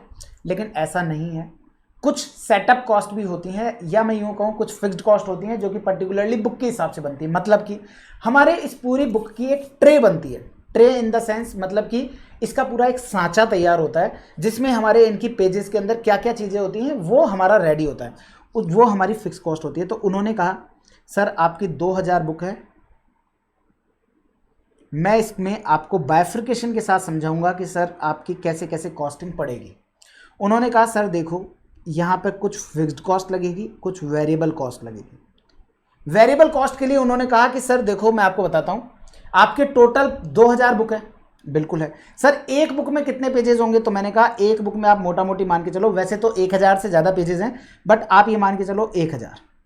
सर 2000 बुक पर 2000 बुक बनाओगे, 1000 पेज हर बुक में, तो 2000 मल्टीप्लाई बाय 1000 मतलब टोटल सर 20 लाख पेजेस आपके होंगे। और सर मैं आपको बताना चाहूँगा कि एक पेज के सर 50 पैसे पर पेज की कॉस्ट आती है वेरिएबल। ऑल्दो इससे ज़्यादा कॉस्ट आती है, हमारा मल्टी कलर तो इससे भी महंगा पड़ता है, बट फिर भी मैं एग्जाम्पल के तौर पे ले रहा हूँ। तो ये हो गया सर 10 लाख। और सर आपके ये जो 2000 बुक है ना सर, इनके लिए हमारी कुछ फिक्स्ड कॉस्ट लगती हैं और ये फिक्स्ड कॉस्ट हमारी होंगी लेस से सर 4 लाख रुपए की। क्या होगी? 4 लाख रुपए की हमारी कुछ ट्रे वगैरह बनेगी, तो वो ट्रे वगैरह मिला करके हमारे 4 लाख रुपए की पड़ेगी। तो ऐसे मिला करके हमारी टोटल कॉस्ट जो हो जाएगी दोस्तों, वो टोटल कॉस्ट हो गई जी हमारी 14 लाख की। क्या हो गई दोस्तों? 14 लाख की। तो अल्टीमेटली अगर मैं बात करूं तो एक स्टूडेंट के लिए कॉस्टिंग कितनी हो गई सर? 14 लाख डिवाइडेड बाय 2000 मतलब कि सर 700 रुपए की बुक पड़ी। ऑल्दो इसके इर्द गिर्द नहीं बल्कि इससे भी ज़्यादा हमारी बुक की प्रिंटिंग कॉस्ट पड़ती है, फिर उसके बाद में आपका कुरियर चार्जेस अलग है। तो ये 700 रुपये पड़ी। अब भाई साहब मैंने किया हमारे बड़े भाई से डिस्कशन, बड़े भैया मैंने बाल खुजाने चालू कर दिए क्योंकि 14 लाख रुपए वो एडवांस मांगते हैं। 2000 बच्चा क्लास लेगा, उसको क्लास लेने में 3-4 महीने 5 महीने लगेंगे, तब तक हमारे को 14 लाख रुपए देने पड़ेंगे। तो मैंने भैया को बोला भैया 14 लाख रुपए देने, 700 रुपये की कॉस्ट पड़। तो भैया बोले 700 रुपये की कॉस्ट पड़ रही है। मैं हाँ, कहते कम करवा। तो वो बोले कि सर देखो कम कराने के लिए देखो हम आपके लिए क्या कर सकते हैं सर, कैसे कम करेंगे सर। तो मैंने कहा देखो जी आप फिक्स कॉस्ट में, मैं बेशक आपको कहता हूँ आप फिक्स कॉस्ट में चेंज मत करो, लेकिन आप ना ये जो 0.50 पैसे का जो रेट लगा रहे हो ना, इसको आप ना 0.4 पैसा करो। मतलब कि 40 पैसा करो, क्योंकि 40 पैसा आप करोगे तो ये 8 लाख रुपए की वेरिएबल कॉस्ट हो जाएगी और टोटल हो जाएगा 12 लाख, और इस केस में हमारे लिए 600 रुपए पर स्टूडेंट की बुक पड़ जाएगी। इसका मतलब क्या हुआ सर? इसका मतलब ये है कि आप अगर वेरिएबल कॉस्ट पर यूनिट में कुछ चेंज कर देते हो, आपने वेरिएबल कॉस्ट, अब मैंने उसको क्या ये परमानेंट नेचर का है? आंसर है यस, क्योंकि मैंने उसके साथ नेगोशिएट किया और नेगोशिएट करके मेरे को इसकी जो रेट है वो 0.4 रुपीज पड़ी, और 0.4 रुपीज अगर मेरी पड़ती है तो आपके लिए क्या हुआ? मैंने 0.4 रुपीज की रेट करी और उससे मेरे पास क्या हुआ? 700 की जगह 600 रुपए की पड़ गई।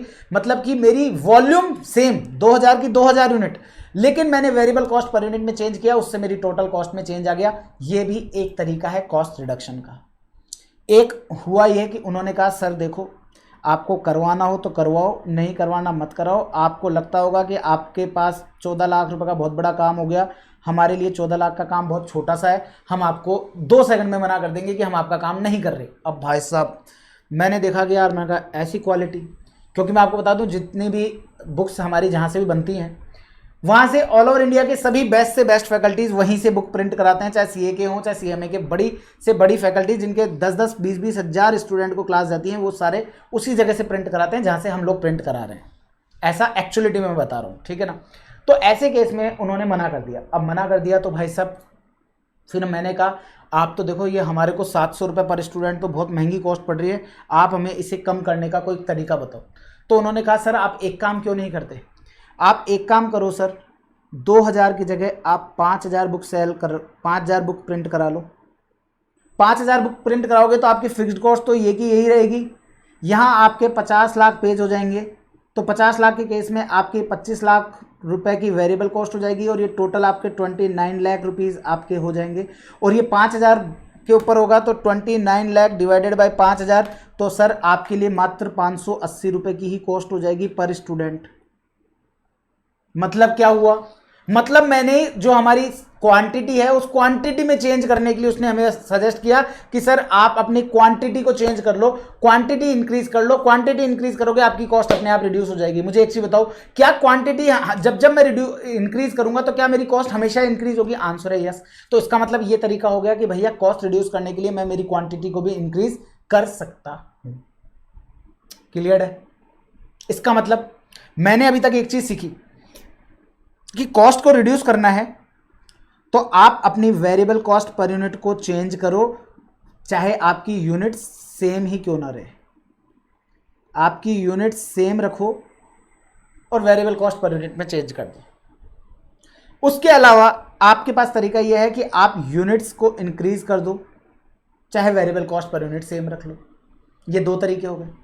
इसके अलावा आप लोगों को नैनो वाला एग्जांपल याद रहेगा क्या, कि अगर आप प्रोडक्ट की डिजाइन में चेंज कर देते हो तो प्रोडक्ट की डिजाइन में चेंज करने से भी आपकी कॉस्ट रिड्यूस हो सकती है। क्लियर है क्या? उम्मीद करता हूं क्लियर होगा। इसके अलावा और क्या हो सकता है सर? इसके अलावा एक और एग्जांपल, चलो हमारे ही एकेडमी का एग्जांपल लेते हैं। आपको दोस्तों मैं एक चीज बताना चाहूंगा कि लॉन्ग बैक 2022-23 की बात कर रहा हूं। 2022-23 के अंदर क्या होता था ना, हम लोग आज तो आप देखते होंगे कि आपने क्लासेस वेबसाइट से ऑर्डर प्लेस किया और आपको इंस्टेंट क्लास का लिंक आ जाता है और उसमें आपको सीरियल की भी आ जाती है। लॉन्ग बैक 2022-23 या मैं उससे कहूँ 23 से पहले का जितना भी टाइम था, उस टाइम पर क्या होता था, हमारे यहाँ पर हमने एक पर्टिकुलर एक स्टाफ हायर किया हुआ था। ये स्टाफ का काम क्या होता था, जैसे ही क्लास ऑर्डर आए उसके बाद में उसको बुक की डिटेल, बुक प्रिंटिंग हाउस जो है उसको बुक प्रिंटिंग हाउस वाले को बुक की डिटेल देना, प्लस वेबसाइट पर अपना ऑर्डर प्लेस करना और उसको आपको क्या करना, मेल करना। इस बंदे को हम लोग सैलरी दिया करते थे 25,000 पर मंथ। क्या दोस्तों? 25,000 पर मंथ। अब मुझे एक चीज बताओ, 25,000 पर मंथ है मतलब कि साल के 3 लाख रुपए। अब दोस्तों सोच समझ के बताओ, लेट्स टेक एन एग्जाम्पल कि हमारे पास साल के 3000 स्टूडेंट आते हैं। ऑल्दो इससे ज़्यादा ही आते होंगे, बट 3000 स्टूडेंट आपके 3 लाख रुपए, तो 3 लाख रुपए की सैलरी देते हो आप 3000 स्टूडेंट पर, मतलब कि पर स्टूडेंट 100 रुपीज़ की कॉस्ट आ गई आपके इस पर्टिकुलर पर्सन को। मतलब कुल मिलाकर के एक प्रकार से क्या मैं इसे ऑर्डर प्रोसेसिंग कॉस्ट बोल दूं क्या? मतलब हमारे यहाँ पर जो भी ऑर्डर्स आ रहे हैं उनको प्रोसेस करने की कॉस्ट बोल दूं क्या, 100 रुपीज पर स्टूडेंट। अब मैं जैसे ही जब मैंने ये 2022-23 का साल कंप्लीट हुआ, मैंने बुक्स ऑफ अकाउंट चेक किए तो मैंने देखा कि यार ये तो यहाँ पर तो भाई मेरे लिए बड़ा कॉस्ट का पंगा हो रहा है। मेरे लिए यहाँ पर कॉस्ट का पंगा हो रहा है, और कॉस्ट का पंगा ये हो रहा है कि मेरे को पर स्टूडेंट 100 रुपीज इस बंदे को देने पड़ रहे हैं। तो मैंने कहा कि यार ऐसे तो काम नहीं चलेगा। मैंने एक टेक्निकल एक्सपर्ट आदमी जो कि आईआईटी से है, उनको मैंने बुलाया। मैंने उनको कहा कि सर आप मुझे ना कोई ऐसा एक सॉफ्टवेयर बना के दो जिससे ये सारा काम ऑटोमेटिक हो जाए, ताकि मेरे को इस बंदे की ज़रूरत ना पड़े और इस बंदे को मैं यहाँ से हटा दूँ, ताकि मेरे पास ये जो सैलरी है ये मेरी सेव हो जाए, और आप मुझे इस तरह का कोई ऑटोमेशन काम करके बताओ। तो इसका ये लाइव एग्जांपल मैं बता रहा हूँ आप लोगों को, ऐसा एक्चुअलिटी में हुआ है। तो मैंने क्या किया कि मैंने उनको कहा कि यार आप एक सॉफ्टवेयर मुझे बनाओ। तो आपने क्या, उन्होंने कहा कि ठीक है सर हम एक सॉफ्टवेयर बनाते हैं। उस सॉफ्टवेयर को हमने इस तरीके से सिंक्रोनाइज किया कि एक स्टूडेंट आपके पास आता है, वो आपकी वेबसाइट, जो भी आपकी वेबसाइट है lpaclasses.com, lpacasema.com, तो वो आपकी वेबसाइट lpaclasses.com पर आता है, अपनी डिटेल्स फिलअप करता है, पेमेंट देता है। पेमेंट देने के साथ जैसे ही उसका पेमेंट डेबिट हो जाता है आपके अकाउंट में क्रेडिट हो जाएगा। हैंड टू हैंड इमीडिएटली जो उसने अपनी डिटेल दी वो बुक स्टोर के पास चल जाएगी जहां से आपकी बुक डिस्पैच होती हैं, और इधर से उस बच्चे को मेल चला जाएगा, क्लास का लिंक चला जाएगा, और उसके पास सीरियल की भी चली जाएगी। मतलब अब मुझे एक चीज बताओ, क्या इस प्रोसेस में किसी भी तरह का मैनुअल इंटरवेंशन है क्या? मतलब कि अगर मैं सो रहा हूं या मेरा स्टाफ सो रहा है तो भी क्या बच्चे को क्लास का लिंक चला जाएगा? आंसर है यस। इसका मतलब क्या हुआ? इसका मतलब ये हुआ दोस्तों कि मैंने सिंपली यहां पे अपना टेक्नोलॉजी के अंदर कुछ इन्वेस्टमेंट डाला, और टेक्नोलॉजी के इन्वेस्टमेंट से मैंने मेरी कॉस्ट कम करी। सर कम कैसे हुई? मैंने कहा, अब मैंने उस आईआईटी वाले को कहा, मैंने कहा तुम्हारा ये प्रोसेस जो है मुझे बड़ा अच्छा लगा, इसमें मुझे ये बताओ कि आप क्या लोगे। उन्होंने कहा कि सर हम लोग पर स्टूडेंट ऑर्डर प्रोसेसिंग की कॉस्ट 50 रुपीज़ लेंगे। मतलब आपका एक ऑर्डर आपकी वेबसाइट पे आएगा तो हम लोग 50 रुपए पर ऑर्डर लेंगे, और इसके अंदर क्योंकि आपको पता है कि हमारे सर्वर चार्जेस भी हैं, स्टूडेंट को व्हाट्सएप, आपके स्टूडेंट को टेक्स्ट मैसेज भी जाता है। आपने चेक किया होगा जब भी आपने ऑर्डर प्रोसेस करते हैं तो आपके पास एक ओटीपी आता है। आप हमारी वेबसाइट पर कभी भी लॉग इन करेंगे ना तो आपके पास एक ओटीपी आता है, 4 डिजिट का ओटीपी आता है, एजू पोर्टल ऐसे कुछ करके उससे। तो वो बेसिकली यही सारी चीज़ है। तो उसमें आपके साथ क्या होता है कि आप जैसे ही आप लोग यहां पर क्या कर रहे हैं, आप लोग जैसे ही यहां से ऑर्डर के लिए आप जाएंगे, आपने अपना मोबाइल नंबर डाला, आपके पास मोबाइल नंबर पर एक ओटीपी आता है, और ओटीपी आप जैसे वहां डालेंगे तो आपकी जो डिटेल्स आपने पहले प्रीवियस ऑर्डर पर जो सेव करी थी वो पूरी की पूरी detail as it is safe आपको वहां से दिख जाएगी। तो सर्वर के चार्जेस वगैरह सारा मिला करके उन्होंने हमें कहा कि हम 50 रुपए पर स्टूडेंट लेंगे। अलॉन्ग विद दैट हम लोग आपसे एक फिक्स्ड कॉस्ट भी लेंगे जो कि साल का होगा, लेट्स टेक एन एग्जाम्पल, 30,000 रुपए। कितने रो दोस्तों? 30,000 रुपए।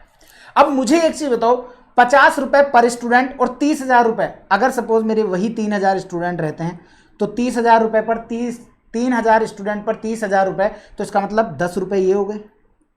तो 50 रुपए आपके पर स्टूडेंट की वेरिएबल कॉस्ट, 10 रुपए की आपकी फिक्स कॉस्ट, तो टोटल आपके पास 60 रुपीज का खर्चा आपका हो गया, जो कि पहले कितना लग रहा था सर? 100 रुपीज लग रहा था। क्या ये मेरा कॉस्ट कम हो गया? आंसर है यस। क्या ये मेरा परमानेंट नेचर का है? आंसर है यस। तो दोस्तों कल को अगर आपका टेक्नोलॉजी में इन्वेस्टमेंट करने के कारण से, टेक्नोलॉजिकली चेंज करने के कारण से अगर आपकी कोई भी कॉस्ट रिड्यूस होती है तो ये आपके कॉस्ट रिडक्शन के अंदर ही आएगा। तो दोस्तों ये कुछ एग्जाम्पल्स हैं, आप लोगों को कोई भी नोट करने की जरूरत नहीं है, क्योंकि ये सारे के सारे एग्जाम्पल्स मैंने ऑलरेडी आपकी बुक में दिया हुआ है। आइए दोस्तों अब मैं आप लोगों को यहां से कॉस्ट रिडक्शन को भी आप लोगों को समझाता हूं। आइएगा, cost reduction, it is a process which aim to reduce, ये एक प्रोसेस है जो कि क्या है आपका, aim to reduce the unit cost of a product. आपकी यूनिट कॉस्ट मतलब कि पर यूनिट कॉस्ट को रिड्यूस करता है विदाउट हार्मिंग इट्स क्वालिटी, आपकी क्वालिटी से कॉम्प्रोमाइज किए बिना। मुझे एक चीज बताओ, क्या मैंने यहां पर किसी भी तरह की क्वालिटी से कॉम्प्रोमाइज किया?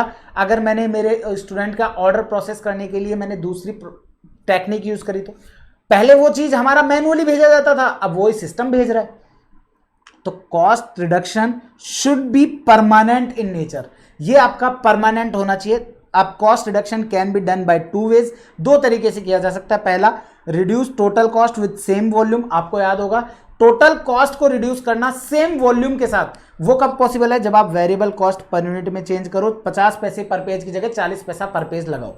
इंक्रीज करो वॉल्यूम विद सेम कॉस्ट, आपकी वॉल्यूम को इंक्रीज कर दो, 2000 की जगह 5000 बुक प्रिंट करा लो, तो आपका increase volume with same cost हो जाएगा। फॉर एग्जांपल, टेक्नोलॉजी का इन्वेस्टमेंट मैंने किया, एग्जांपल एलपीएस सीरियल की का software, clear. Change in product की डिजाइन में आपने चेंज किया, टाटा नैनो का कार का एग्जांपल। उम्मीद करता हूं क्लियर है। This is all about cost control versus cost reduction. आप लोगों को अब यहां से कॉस्ट कंट्रोल कॉस्ट रिडक्शन वाला पोर्शन बिल्कुल अच्छे से क्लियर हो गया होगा। इन शॉर्ट वी कैन से, अगर मैं बात करूं शॉर्ट में, तो in short we can say cost control represent efforts to achieve target oblique budget cost. Cost control तो कहता है कि भैया आपका जो टारगेट या बजट कॉस्ट है ना उसको अचीव करना, और कॉस्ट रिडक्शन जो है ना वो रिप्रेजेंट करता है efforts to achieve reduction in per unit cost. वो आपका पर यूनिट कॉस्ट को रिड्यूस करने के लिए होता है और वो आपका टारगेट कॉस्ट को अचीव करने के लिए होता है। उम्मीद करता हूं क्लियर है, उम्मीद करता हूं बिल्कुल अच्छे से क्लियर है। और अगर ये आपका क्लियर है तो मेरे हिसाब से आपको किसी भी तरह का कोई भी डाउट नहीं होना चाहिए कॉस्ट कंट्रोल और कॉस्ट रिडक्शन के अंदर। और अगर कॉस्ट कंट्रोल कॉस्ट रिडक्शन में किसी भी तरह का डाउट नहीं है तो अब आप लोगों के लिए मैं आगे बढ़ सकता हूं। अभी भी हमारे पास 40 से 50 मिनट का समय शेष है। मैं आप लोगों के साथ अब मैं डिस्कस करूंगा कुछ हमारे जो इंट्रोडक्शन वाला जो टॉपिक्स है ना, इनके ऊपर हम लोग डिस्कशन करेंगे, जो कि बहुत बेसिक छोटे छोटे से हैं। इनके ऊपर हम लोग डिस्कशन करेंगे। और ये मैं आपको बता दूं एग्जाम पॉइंट ऑफ व्यू से कोई भी इंपॉर्टेंट नहीं है। कॉस्ट कंट्रोल कॉस्ट रिडक्शन भी आप लोगों के लिए एग्जाम पॉइंट ऑफ व्यू से इंपॉर्टेंट नहीं था, बस आपको एक बेसिक कॉन्सेप्ट बेसिक आइडिया मैं आपको देना चाह रहा था, क्योंकि यही कॉस्ट रिडक्शन वाला जो प्रोग्राम है ये हम लोग अगला चैप्टर जब करेंगे टारगेट कॉस्ट, तो उसमें हमारा काम आएगा। बिफोर मूविंग अहेड मैं 1 मिनट का लूंगा पानी का ब्रेक, मतलब मेरे लिए 1 मिनट का ब्रेक होगा, आप लोगों के लिए 1 सेकंड का ही ब्रेक होगा, क्योंकि मैं केवल पॉज करूंगा, क्योंकि मेरे पास पानी की बोतल नहीं है और बाहर से मेरे को आवाज़ देकर के मंगानी होगी, तो इसलिए 1 सेकंड का मैं ब्रेक ले रहा हूँ। मेरे लिए बस प्ले एंड पॉज का काम है, दैट्स इट। यस गाइस, चलिए तो अब मैं आप लोगों को यहाँ पर समझाने वाला हूँ basically traditional costing versus strategic cost management के अंदर क्या डिफरेंसेस है। ऑल्दो दोस्तों वैसे आप लोग ऑलरेडी कॉस्ट अकाउंटिंग के बारे में पूरा सब कुछ सुन चुके हैं। कॉस्ट अकाउंटिंग के बारे में मैंने भी अभी आप लोगों को बताया, cost reduction cost control techniques के बारे में मैंने आपको यहाँ पर समझाया। दोस्तों हमारे पास क्या सिनेरियो रहता है ट्रेडिशनल कॉस्ट अकाउंटिंग के बारे में अगर हम बात करें तो ट्रेडिशनली हम लोग कॉस्टिंग के अंदर क्या डिस्कशन करते हैं, वहां लार्जली हमारा फोकस होता है केवल और केवल कॉस्ट को कंट्रोल करना और कॉस्ट को कैसे भी हमारी बस्टेड कॉस्ट के आसपास इर्द गिर्द लेकर के जाना। लेकिन दोस्तों अगर हम लोग लॉन्ग टर्म के बारे में बात करें तो हमारा जो मेन मोटिव है वो प्रॉफिट मेकिंग के साथ साथ हमारे यहाँ पर हमारे जितने भी शेयर होल्डर्स हैं उनकी वेल्थ क्रिएट करना, या मैं यूं कहूं कि हमारी ऑर्गेनाइजेशन को लॉन्ग रन में सस्टेनेबल ग्रोथ प्रोवाइड कर पाना। मैंने वर्ड यूज किया सस्टेनेबल ग्रोथ, मतलब कि हमें ग्रोथ भी मिले लेकिन हम उसको सस्टेन भी कर सकें। This is all about strategic cost management. For example आप लोगों के साथ मैं एक एग्जाम्पल लेता हूं, आप एक चीज सोच के देखिए। अगर मैं आप लोगों को कहता हूं कि एक गारमेंट शॉप है, एक गारमेंट शॉप है, वो 2 तरह के गारमेंट्स रखते हैं। कैसे? एक किड्स और एक लेडीज। अब हो क्या रहा है, अगर मैं दोनों की सेल की बात करूं तो किड्स वाले की सेल आ रही है, let's take an example 20 lakh. इसमें से इनकी सारी जो कॉस्ट हैं वो कॉस्ट लग जाती हैं फॉर एग्जांपल 22 लाख, और इस केस में हमारे को हो रहा है लॉस 2 लाख का। लेडीज के केस में बात करें तो 80 लाख की सेल है और 64 लाख की कॉस्ट है, टोटल 16 लाख का प्रॉफिट है। टोटल अगर ओवरऑल गारमेंट शॉप के प्रॉफिट की बात करूं तो वो आ रहा है 14 लाख। अब दोस्तों अगर मैं इस एग्जांपल में आप लोगों से पूछूं तो मुझे ये बताइए कि क्या मुझे किड्स वाले जो आपके कपड़े हैं उनके गारमेंट्स जो हैं क्या वो हमें रखने की ज़रूरत है या हमें रखने चाहिए? अगेन आप लोगों ने जल्दीबाजी में आंसर दिया होगा कि नहीं सर नहीं रखने चाहिए। मैंने कहा नहीं जी, हम अब बात करेंगे स्ट्रेटेजिक कॉस्ट मैनेजमेंट की। अभी आपने जो जवाब दिया कि नहीं रखना चाहिए क्योंकि लॉस है, तो हम इसका मतलब हम बात कर रहे हैं ट्रेडिशनल कॉस्टिंग की। लेकिन अभी अगर मैं आपको एक लाइन ऐड कर देता हूं और वो ये कि अगर हम लोग किड्स गारमेंट्स को डिसकंटिन्यू करते हैं, अगर हम किड्स गारमेंट को डिसकंटिन्यू करते हैं तो उसके डिसकंटिन्यू कर देने से हमारा जो प्रॉफिट है, सॉरी, जो हमारे लेडीज गारमेंट्स की जो सेल है उसमें 30% की गिरावट आ जाएगी, मतलब कि 30% डिक्लाइन हो जाएगा। अब 30% डिक्लाइन हो जाएगा, इसका मतलब क्या होगा दोस्तों? अगर मैं किड्स को कंटिन्यू करता हूं तो मुझे 14 लाख का प्रॉफिट है। अगर मैं किड्स को डिसकंटिन्यू कर दूंगा तो उस केस के अंदर क्या होगा सर? 30% से मेरी लेडीज की जो सेल है वो कम हो जाएगी, और 30% लेडीज की सेल कम होने का मतलब क्या हुआ सर? जो हमारी लेडीज की सेल 80 लाख थी वो हमारी 56 लाख ही हो जाएगी। मैं ये मानता हूं कि पूरी की पूरी कॉस्ट वेरिएबल है, तो इसका मतलब अगर ये पूरी की पूरी वेरिएबल है तो 64 लाख का 70% मतलब कि 44,88,000 ये मेरी वेरिएबल कॉस्ट आ जाएगी, और इसका मतलब मेरा जो नेट प्रॉफिट आएगा वो आएगा 11,20,000। अब दोस्तों अगर मैं कंटिन्यू करता हूं किड्स को तो 2 लाख का लॉस, 16 लाख का प्रॉफिट, अल्टीमेटली 14 लाख का प्रॉफिट। अगर मैं डिसकंटिन्यू करता हूं तो यहां पर कोई भी किसी भी तरह का लॉस नहीं होगा, लेकिन यहां का जो प्रॉफिट है वो 11,20,000 ही रह जाएगा, और गारमेंट शॉप का ओवरऑल प्रॉफिट 11,20,000 होगा। अब मुझे एक चीज बताइए कि मुझे किस वाले ऑप्शन को ऑप्ट करना चाहिए? तो आपका आंसर क्या आएगा सर? कंटिन्यू कर लो। मतलब कि मुझे दिख रहा है कि किड्स से मुझे लॉस हो रहा है, ये मुझे दिख रहा है, लेकिन ऐसा क्यों? क्योंकि दोस्तों होता क्या है, बच्चों को कपड़े दिलाने के लिए मम्मियां आती हैं और वहां पर मम्मी बच्चे को कपड़ा दिलाती है, एक ड्रेस, और खुद के लिए लेकर के जाती हैं 3 से 4 टॉप, 3 से 4 जींस। तो वहां पर आपके लिए अगर आपके पास किड्स के गारमेंट नहीं होंगे तो ऐसे केस में ऐसी लेडीज आकर के अपने जो टॉप और जींस लेकर के जा रही थी वो नहीं लेके जाएंगी। तो ऐसे केस में आप लोगों को लेडीज की सेल भी जहां पर हैम्पर होगी, इसलिए हम लोगों को ये भी डिसीजन लेते समय इन सब चीजों का, ये मैं बहुत छोटे छोटे से एग्जांपल दे रहा हूं। मैं ऐसा नहीं बोल रहा हूं कि यहां पर मैं आप लोगों के लिए traditional cost versus strategic cost को पूरा ब्रॉडर वे में मैं आपको बता रहा हूं। ये बेसिकली मैं छोटे छोटे एग्जांपल्स के सहारे मैं आपको बता रहा हूं कि एक्चुअल में क्या होता है। एक और एग्जांपल, एक एग्जांपल है, क्या हुआ कि एक बंदा है, आप एग्जांपल मेरा ही ले लो क्योंकि भाई साहब अभी तक तो मेरे भी खेलने खाने के दिन है। सर खेलने का तो पता नहीं, लेकिन खाने के दिन तो आपके नज़र आ रहे हैं कि आपने खाया खूब है। तो दोस्तों हुआ क्या, मैं एक दिन सोचा कि यार मेरे पास एक सेकंड हैंड कार है, ऑल्दो नहीं है बट फिर भी मैं मान लेता हूँ मेरे पास एक सेकंड हैंड कार है, होंडा सिटी। अब हुआ क्या कि आपके भाई को, मतलब कि मुझे किसी ने अप्रोच किया, ऑल्दो ऐसी खुशकिस्मती नहीं है, या ये मान लो कि मैंने किसी को अप्रोच किया, लेकिन सामने वाला तो क्या है ना, वो पूरी कैलकुलेशन बैठा ही उसने, बंदा ठीक है, सीए है, सीएमए है, ठीक है, सही कमाता है, ठीक है, एवरीथिंग इज परफेक्ट, घर के अंदर सारे एजुकेशंस के मामले में भाई भी सीए है, भाभी भी सीए है, घर पे पापा है वो भी गवर्नमेंट लेक्चरर से रिटायर है। ये मैं एक्चुअलिटी बता रहा हूँ। तो मतलब उन्होंने सारी चीज़ें जज करने के बाद वो बोलते हैं हाँ मैं आपसे मिलना चाहूँगी। अब हुआ क्या, मेरे पास सेकेंड हैंड होंडा सिटी, मैंने कहा ठीक है आप मेरे से मिलना चाहोगे तो कहाँ चलें, कौन से कैफ़े में बैठें, कहाँ करें? तो उन्होंने कहा कि नहीं यार कैफ़े वगैरह में ना अच्छे से बातचीत नहीं हो पाती, हम लोग लॉन्ग ड्राइव पे चलेंगे। भाई साहब बारिश का मौसम और आगे से कोई आपको लॉन्ग ड्राइव के लिए बोल दे, सोने पे सुहागा। मैंने कहा ठीक है साहब लॉन्ग ड्राइव पे चलेंगे। अब मेरे पास second hand Honda City car, जिसकी मैं सर्विस भी नहीं कराता, सेकंड हैंड होंडा सिटी भाई साहब अपन लेकर के निकल दिए, हाईवे पे चले। हाईवे पे चलने के बाद में जैसे ही 10 या 15 किलोमीटर हार्डली चले होंगे, हमारी गाड़ी डग डग डग डग डग बंद हो गई भाई साहब, बच गई, लॉन्ग ड्राइव पे चल हो गए।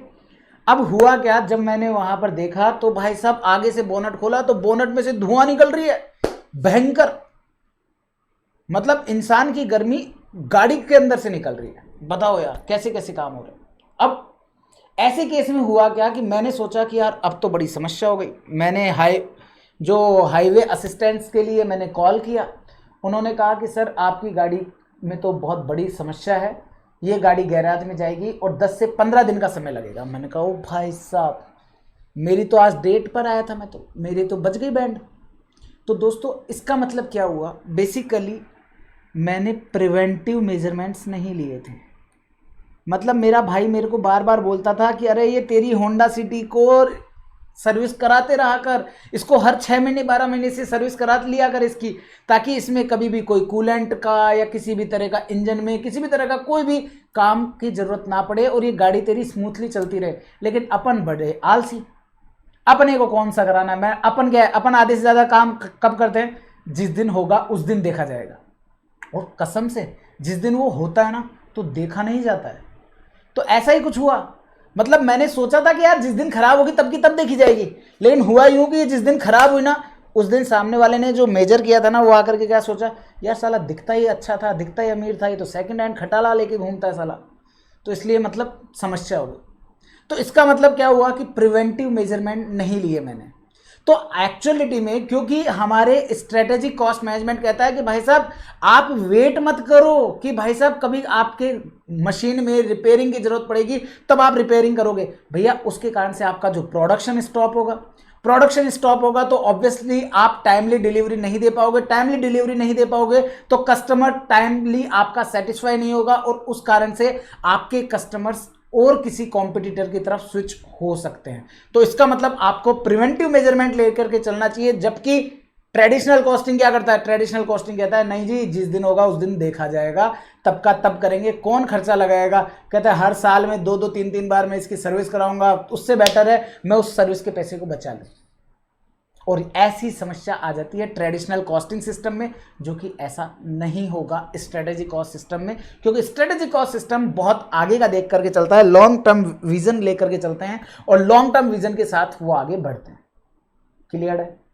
चलो जी, तो ये 2 एग्जाम्पल मैंने आप लोगों के साथ डिस्कस किए। एक एग्जाम्पल आप लोगों का डिसकंटिन्यू वाला केस डिस्कस किया, जिसमें आपका किड्स वाला और गारमेंट वाला मैंने डिस्कस किया। एक मैंने आप लोगों के साथ डिस्कस किया आप लोगों का होंडा सिटी का प्रिवेंटिव मेजरमेंट का। एक और एग्जाम्पल मैं आपके साथ डिस्कस करता हूं। एक आपको पता है कोई भी मोबाइल की कंपनी का नाम, या मैं यूं कहूं एक लाइव एग्जाम्पल लेते हैं जो एक्चुअलिटी में जिसके कारण से ऐसा हुआ है। आपने नाम सुना होगा फोर्ड। फोर्ड कंपनी का नाम सुना है? ऑटोमोबाइल इंडस्ट्री में आउट ऑफ इंडिया बहुत अच्छी खासी सस्टेनेबिलिटी है इसकी। मतलब फोर्ड कंपनी जो है हमारे इंडिया में, आपको पता है फोर्ड की एक कार आती है Endeavour, that is one of my favourite car. मतलब फॉर्च्यूनर के तबके की कार है, बट मुझे फॉर्च्यूनर पसंद नहीं है, मुझे एंडेवर पसंद है। बट मैं एंडेवर की तरफ स्विच क्यों नहीं होना चाहता, क्योंकि इसके यहाँ पर सर्विस सेंटर्स जो है ना वो प्रॉपरली नहीं है। यहाँ पर छोटी से छोटी चीज़ के लिए सर बाहर से मंगाना पड़ेगा, सर ये चीज़ हमारे पास नहीं है, सर ये चीज़ हमारे पास नहीं है। इसका मतलब सर्विस सेंटर्स प्रॉपर नहीं है। जबकि वहीं आपके टोयोटा की जो फॉर्च्यूनर है, टोयोटा के आपको सर्विस सेंटर्स बिल्कुल प्रॉपरली मिलेंगे। आपके लिए हुआ क्या, एक मेरे पास देखिए मैं आपको बताऊं, मेरे पास 2 तरह के फ़ोन हैं, एक आपका आईफोन, एक मेरे पास ये है सैमसंग का फ़ोन, ठीक है। तो अब यहाँ पर हुआ क्या कि मेरे पास सैमसंग का जो फ़ोन है, मैंने सैमसंग का फ़ोन जब लिया, मतलब कि ये मुझे डाउट सॉल्विंग पर्पस से लेना था। और देखो मेरी फ़ोटो भी अच्छी आई है ना, इसमें फ़ोटो भी अच्छी है, मैं सुंदर लग रहा हूँ, मैं सुंदर हूँ, है ना। तो यहाँ पर हुआ क्या कि मैंने जब सैमसंग का फ़ोन लेना था तो मेरे पास एक कंसिडरेशन आया कि यार मैं कौन सा फ़ोन लूँ। सेकंड प्राइमरी फ़ोन मेरे पास आईफोन है, सेकेंडरी फ़ोन मुझे एक एंड्रॉयड फ़ोन चाहिए। तो मेरे को सैमसंग भी आया, मेरे पास वन प्लस भी आया, और फिर ओप्पो, पोपो, चोपो, मोपो ये भी सारे हैं ही हैं। तो मैंने सोचा कि यार मैं कौन सा लूँ। अब मैं ऑलरेडी वन प्लस, इससे पहले मेरा प्राइमरी फ़ोन था, तो प्राइमरी फ़ोन मेरे पास वन प्लस था, ये तो मैंने अभी लिया है, तो इसलिए पहले मेरे पास वन प्लस ऑलरेडी था। तो फिर मैंने सोचा कि यार मैं एक सेकेंडरी फ़ोन सैमसंग का ले लेता हूँ, ठीक है। तो मैंने सेकेंडरी फ़ोन सैमसंग का लेना प्रेफर किया। अगर मैं यहाँ पे बात करूँ, मैं ऑल्दो अपन को, आपको पता है अपन 1-2 लाख रुपए का किसी भी तरह का कोई खर्चा करते हैं तो इतना ज़्यादा एनालाइज नहीं करते हैं। बट अगर मैं इस चीज़ को एनालाइज करने जाता तो मैं क्या एनालाइज करता, यार सैमसंग में अगर कल को कोई दिक्कत आ गई तो मेरे पास इसको सही कराने के लिए सर्विस सेंटर्स प्रॉपर है कि नहीं है, तो वारंटी मेरे को देंगे कि नहीं देंगे, इन सारी चीज़ों को मैं कंसिडर करते हुए चलता हूँ। आप एक चीज़ सोच के देखो, एक तरफ सैमसंग है जिसके जयपुर जैसे डिस्ट्रिक्ट में 100 सर्विस सेंटर है, मतलब कि मेरे एरिया में 1-1.5 किलोमीटर दूर पर ही सर्विस सेंटर है। एक है वन प्लस, उसके केवल और केवल 25 सर्विस सेंटर हैं। एक है ओप्पो, चोपो, मोपो, उनके केवल 2 ही सर्विस सेंटर है। अब मुझे एक चीज बताओ, मुझे अगर आफ्टर सेल सर्विस को कंसिडर करना है तो ऐसे केस में मैं सैमसंग को प्रायोरिटी दूंगा कि नहीं दूंगा? आंसर है ऑब्वियसली मैं दूंगा। क्यों दूंगा? क्योंकि मैं ये सोच के चलूंगा कि अगर कल को खराब हो जाएगा तो मेरे 1 किलोमीटर दूर ही सर्विस सेंटर है और वहां पर ज्यादा रश भी नहीं होगा, क्योंकि 100 सेंटर हैं इस पूरे जयपुर जिले में, तो 100 सेंटर हैं तो मेरे पास ज्यादा भीड़ भी नहीं होगी और एरिया वाइज छोटे छोटे एरिया में 2-5 कस्टमर ही आए हुए होंगे। लेकिन वहीं अगर मैं बात करूं यहाँ पर 25 सेंटर हैं तो यहाँ पर भीड़ भी ज्यादा होगी। ये हो सकता है मेरे यहाँ से 4-5 किलोमीटर की दूरी पर हो, और ये 2 हैं तो यहाँ तो भाई साहब पूरा फुल ऑन भरा होगा। अगर यहाँ पर बात करूं तो हो सकता है ये मेरे से 10-15 किलोमीटर दूर भी हो। तो इसका मतलब सर्विस सेंटर का डिस्कशन आपके माइंड में आएगा। अब दोस्तों होता क्या है, एक ऑर्गेनाइजेशन है ओप्पो कंपनी। ओप्पो कंपनी ने पहले क्या किया, उसके 10 सर्विस सेंटर खोले। हर सर्विस सेंटर पर 2-2 लोग बैठाए उन्होंने। उनको हर एक व्यक्ति को सैलरी दे रहे हैं वो 20,000 पर मंथ, तो 40,000 रुपये पर मंथ का खर्चा आ रहा है हर सर्विस सेंटर पर सैलरी का। इसके अलावा रेंट वगैरह ये सारा मिला मिलू के 1 लाख रुपए पर मंथ का खर्चा आ रहा है। अब उन्होंने सोचा कि यार मैं 10 सर्विस सेंटर चला रहा हूं, एक सर्विस सेंटर का 1 लाख रुपए पर मंथ का खर्चा आ रहा है, तो टोटल 10 लाख रुपए का खर्चा आ रहा है। ट्रेडिशनली बात करें तो वो कहेंगे कि यार इसमें से एक काम करते हैं, 5-7 अपन डिसकंटिन्यू कर देते हैं, केवल 2 ही सेंटर अपन रखते हैं। अब हुआ क्या कि उन्होंने 2 ही सेंटर रखते हैं, उन्होंने 8 सर्विस सेंटर जो हैं वो डिसकंटिन्यू कर दिए, और 8 सर्विस सेंटर डिसकंटिन्यू करने का मतलब हो गया उन्होंने 8 लाख रुपए पर मंथ की कॉस्ट बचा ली। उन्होंने 8 लाख पर मंथ की कॉस्ट बचा ली, but at the same time अगर मैं स्ट्रेटेजिकली देखूंगा तो मैं क्या सोचूंगा कि यार अगर मैं 10 सर्विस सेंटर की जगह 2 ही सर्विस सेंटर बचेंगे तो इससे मेरे सेल के ऊपर क्या इंपैक्ट आएगा? डेफिनेटली मेरी सेल डिक्लाइन होगी। क्यों? क्योंकि जो कस्टमर है जब भी वो लेने के लिए जाएगा मोबाइल वगैरह, तो वो इस चीज को कंसीडर जरूर करेगा कि यार मैं इस मोबाइल को लूं कि ना लूं, क्योंकि अगर मैं इस मोबाइल को लेता हूं तो भैया मेरे लिए यहां पर सर्विसेज के मामले में मेरे को बहुत परेशान होना पड़ेगा। हो सकता है कि मेरे को मेरे फोन को उनको 5-7 दिन के लिए देकर के भी आना पड़ जाए, क्योंकि उनके पास कस्टमर्स की भीड़ ज्यादा होगी, उनके पास सर्विस सेंटर्स कम है, उनके पास अवेलेबिलिटी लोगों की कम है। तो ऐसे केस में कॉस्ट तो कम कर लोगे आप। तो ट्रेडिशनली तो हमारा फोकस क्या हो गया, कॉस्ट को कम करने पर। लेकिन अगर हम लोग स्ट्रेटेजिकली एज देखने की बात करें तो स्ट्रेटेजिकली हमारे को उससे किसी भी तरह का कोई भी बेनिफिट नहीं हो पाएगा। तो स्ट्रेटेजिकली हमारे को उससे किसी भी तरह का बेनिफिट नहीं हो पाएगा, हम लोग लॉन्ग रन में सस्टेन नहीं कर पाएंगे। तो this is all about traditional cost versus strategic cost management. उम्मीद करता हूं ये दोनों तीनों एग्जाम्पल से आपको काफी हद तक चीजें समझ में आई होगी। अब हम लोग हमारे नोट्स पोर्शन पे आएंगे। एग्जाम पॉइंट ऑफ व्यू से बहुत ज़्यादा रिलेवेंट नहीं है, इसलिए मैं फटाफट लेकर के चलूंगा ताकि हम लोग इस सब चीज़ों को अच्छे से समझ सकें, और फिर हम लोग नेक्स्ट पार्ट में डिस्कशन करेंगे हमारा टारगेट कॉस्टिंग के ऊपर। आइए, इसके अलावा मैं आपको बताना चाहूँगा कि मॉड्यूल 1 में कॉस्ट रिडक्शन नाम से एक चैप्टर है। आप लोग देखेंगे मॉड्यूल 1 जो है उसमें कॉस्ट रिडक्शन नाम से एक चैप्टर है, और उस चैप्टर के अंदर आपको एक क्वेश्चन दिया हुआ है। आप कल को ये बोलोगे कि सर ये कॉस्ट रिडक्शन में एक चैप्टर में एक क्वेश्चन दिया हुआ है, इस चैप्टर के क्वेश्चन को आप अभी क्यों नहीं करा रहे हो? दोस्तों मैं आपको बता दूं, ये चैप्टर का क्वेश्चन मैं आप लोगों को मार्जिनल कॉस्टिंग जब कराऊंगा उसके बाद में मैं इस क्वेश्चन को कवर करूंगा। तो इसलिए आप ये मत सोचना अरे सर ने चैप्टर तो फिनिश करा दिया, इसका क्वेश्चन तो कराया ही नहीं। तो आप ऐसा मत सोचना, ये क्वेश्चन मैं आप लोगों को तब कवर करूंगा जब मैं आप लोगों के साथ मार्जिनल कॉस्टिंग को कवर कर जाऊंगा। आइए दोस्तों, ट्रेडिशनल कॉस्टिंग सिस्टम के बारे में हमारे नोट्स क्या कहते हैं, इन सारी चीज़ों को पूरा अच्छे से डिटेल में समझते हैं और फिर हम लोग आगे बढ़ते हैं। Traditional cost management system and it's limitation, मतलब ट्रेडिशनल कॉस्ट सिस्टम क्या है और इसकी क्या लिमिटेशंस हैं, क्या कमियां हैं इसकी, वो देखते हैं। तो traditionally cost management system largely focus रहता है इनका cost control and cost reduction पर, and also involve allocation of cost and overhead to production.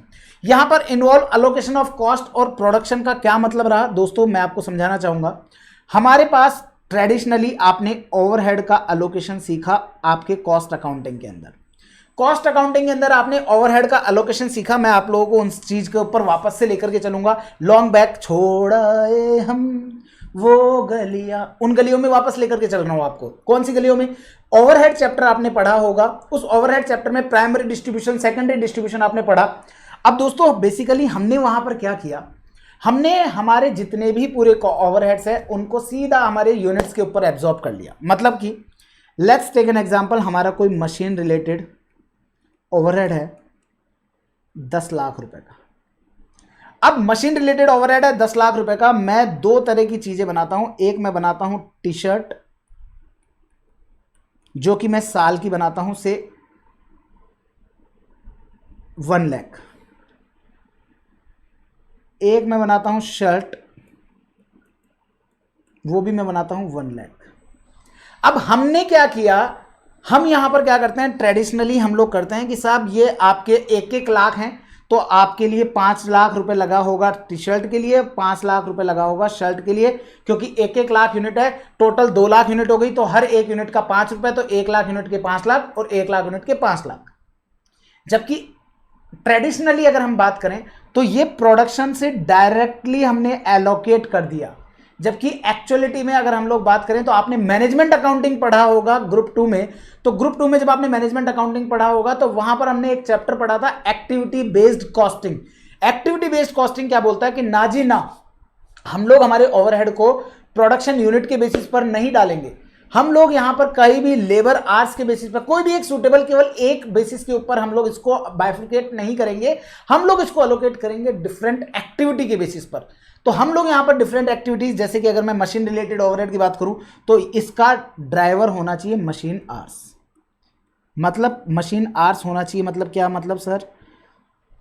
दोस्तों इसका मतलब यह है कि आपके जो भी ओवरहेड आपका लग रहा है वो आपके होना चाहिए उस पर्टिकुलर ड्राइवर के बेसिस पर। ये हम लोग डिटेल में करेंगे जब हम लोग एक्टिविटी बेस्ड कॉस्टिंग वाला चैप्टर करेंगे। ऑल्दो आपने इंटर में भी किया होगा, बट मैं यही मानते हुए चलूंगा कि आपने इंटर में कुछ भी नहीं पढ़ा है, मैं आप लोगों को सीधा लेकर के चलूंगा, बिल्कुल यही मानते हुए कि आपने एक्टिविटी बेस्ड कॉस्टिंग में एक्टिविटी वर्ड के बारे में भी आपको नहीं पता। हम लोग डिटेल में डिस्कशन करेंगे हर एक चीज के ऊपर। तो यहां पर अगर मैं बात करूं तो मशीन आवर्स के ऊपर, तो मुझे लगता है कि सर एक यूनिट को बनाने में आधा घंटा लगता है टी शर्ट के लिए, तो इसका मतलब 50,000 मशीन आवर लगेंगे मेरे को यहां पर। और यहां पर मेरे को जो है एक शर्ट को बनाने में मुझे 2 घंटा लगता है, तो कहीं ना कहीं मुझे 2 लाख आवर्स लगेंगे शर्ट को बनाने में। तो अल्टीमेटली मेरे टोटल मशीन आवर कितने हो जाएंगे सर? टोटल मशीन आवर हो जाएंगे 2,50,000। एक मशीन आर की रेट अब हम लोग निकालेंगे और इसे बोलेंगे एक्टिविटी ड्राइवर रेट। तो हमने क्या किया, टोटल 10 लाख का ओवरहेड लगा है 2,50,000 आवर्स के लिए, इसका मतलब हर आर की रेट आ जाएगी 4 रुपए पर आर। तो 4 रुपए पर आर, तो 50,000 आवर्स के लिए 2 लाख रुपए की कॉस्ट आ जाएगी, और 2 लाख आवर्स के लिए 8 लाख रुपए की कॉस्ट आ जाएगी। ये होता है as per strategic cost system. That means हमारा जो न्यू ट्रेडिशनल अप्रोच में करते हैं हम लोग यूनिट्स के बेसिस पर, और यहाँ करेंगे हम लोग उनकी एक्टिविटी के बेसिस पर। यही हमने यहाँ पर नोट्स में लिखा कि ट्रेडिशनली हम लोग क्या करते हैं, involve allocation of cost and overhead to production, केवल सीधा डायरेक्टली प्रोडक्शन पर कर देते हैं, जबकि हम लोग स्ट्रेटेजिक कॉस्ट मैनेजमेंट के अंदर वैसा नहीं करेंगे, एक्टिविटी के बेसिस पर करेंगे। It involve comparing actual result with standard expectation, हम लोग यही करते हैं आपके कॉस्ट कंट्रोल के अंदर कि स्टैंडर्ड को एक्चुअल से कंपेयर किया, और वीकेंड से कंपेयर करेंगे बजट और स्टैंडर्ड कॉस्ट को, और एनालाइज करेंगे डिफरेंसेस को। ये मैं ऑलरेडी डिस्कस कर चुका हूं। और फिर हम लोग करेक्टिव एक्शन लेंगे जो कि future outcome are within the budget, ताकि जो भी फ्यूचर में आउटकम आए वो विद इन द बजट आए। मतलब कि हमारा फोकस करेक्टिव एक्शन पर है। करेक्टिव एक्शन का मतलब पहले चीज हो जाएगी, फिर उसके बाद में हम उसको बाद में करेक्ट करेंगे। मतलब कि हम लोग समस्या पर रिएक्शंस का काम करेंगे, हम लोग बाद में रिएक्ट करेंगे, हम लोग प्रिवेंशन पर नहीं जाएंगे, हम लोग करेक्शंस पर जाएंगे। तो लिमिटेशंस क्या है, एक्सेस फोकस है इनका कॉस्ट कंट्रोल कॉस्ट रिडक्शन पर। इनको मतलब नहीं है कि भैया आप लॉन्ग रन में क्या जाओगे क्या नहीं जाओगे, शॉर्ट टर्म में प्रॉफिट कमाओ, दैट्स इट। जैसे कि सेविंग ऑन एनुअल बेसिस कि हाँ भैया हमको इस साल अंबुजा सीमेंट की जगह तंबुजा सीमेंट लगा दो चाहे, लेकिन हमारा प्रॉफिट बढ़ना चाहिए। यहां पर हम लोग रिएक्टिव अप्रोच पे जाएंगे क्योंकि करेक्शंस पर जाते हैं, मतलब पहले चीजें हो जाती हैं उसके बाद में करेक्ट करते हैं। यहां पर कंपटीशन से कोई मतलब ही नहीं है कि कंपटीशन गया तेल लेने, हमको कंपटीशन जानते नहीं है। मार्केट ग्रोथ को इग्नोर करोगे, कस्टमर की क्या रिक्वायरमेंट है उस पर एक्सेसिव फोकस ही नहीं है, क्योंकि फोकस तो है कॉस्ट के ऊपर। Less focus on analysing and improvisation, आप लोग किसी भी तरह का अपने आप को इंप्रूव करने का इन सब चीजों के ऊपर कोई फोकस ट्रेडिशनली रहता ही नहीं था। ट्रेडिशनल कॉस्ट अकाउंटिंग रिलाय करता है अकाउंटिंग डेटा पर। ऑब्वियस सी बात है, कॉस्ट अकाउंटिंग किसके ऊपर रिलाय करेगा? अकाउंटिंग डेटा पर। और अकाउंटिंग डेटा क्या होता है? वो आपका मिसलीडिंग हो सकता है कई बार आप लोगों के पास्ट में, तो ये आप लोगों का dismiss the marketing and economics को इग्नोर करते हुए चलेगा। एंड एक्सटेंसिव कॉस्ट रिडक्शन जो रहेगा तो डेफिनेटली आपकी क्वालिटी से इंफीरियर हो जाएगी। अगर आपने एक्सटेंसिव कॉस्ट रिडक्शन किया तो डेफिनेटली क्वालिटी से कॉम्प्रोमाइज आपका होगा, जिसके कारण से आप लोगों के जो फ्यूचर में जाकर के सेल्स कम हो जाएगी। तो इन दी ग्लोबल बिजनेस एनवायरनमेंट, लेकिन अगर आपको ग्लोबल बिजनेस लेकर के जाना है तो क्या होगा? It is not sufficient to control और reduce cost, rather business must focus to manage cost as per business strategy. जबकि आपका होना चाहिए कि आपका फोकस होना चाहिए बिजनेस स्ट्रेटेजीज के हिसाब से कि आपका लॉन्ग टर्म क्या गोल है, उस गोल को अचीव करने के लिए आपको क्या करना है। जैसे कि आपको याद होगा, जियो का एग्जाम्पल मैं दूंगा। आपको क्या लगता है?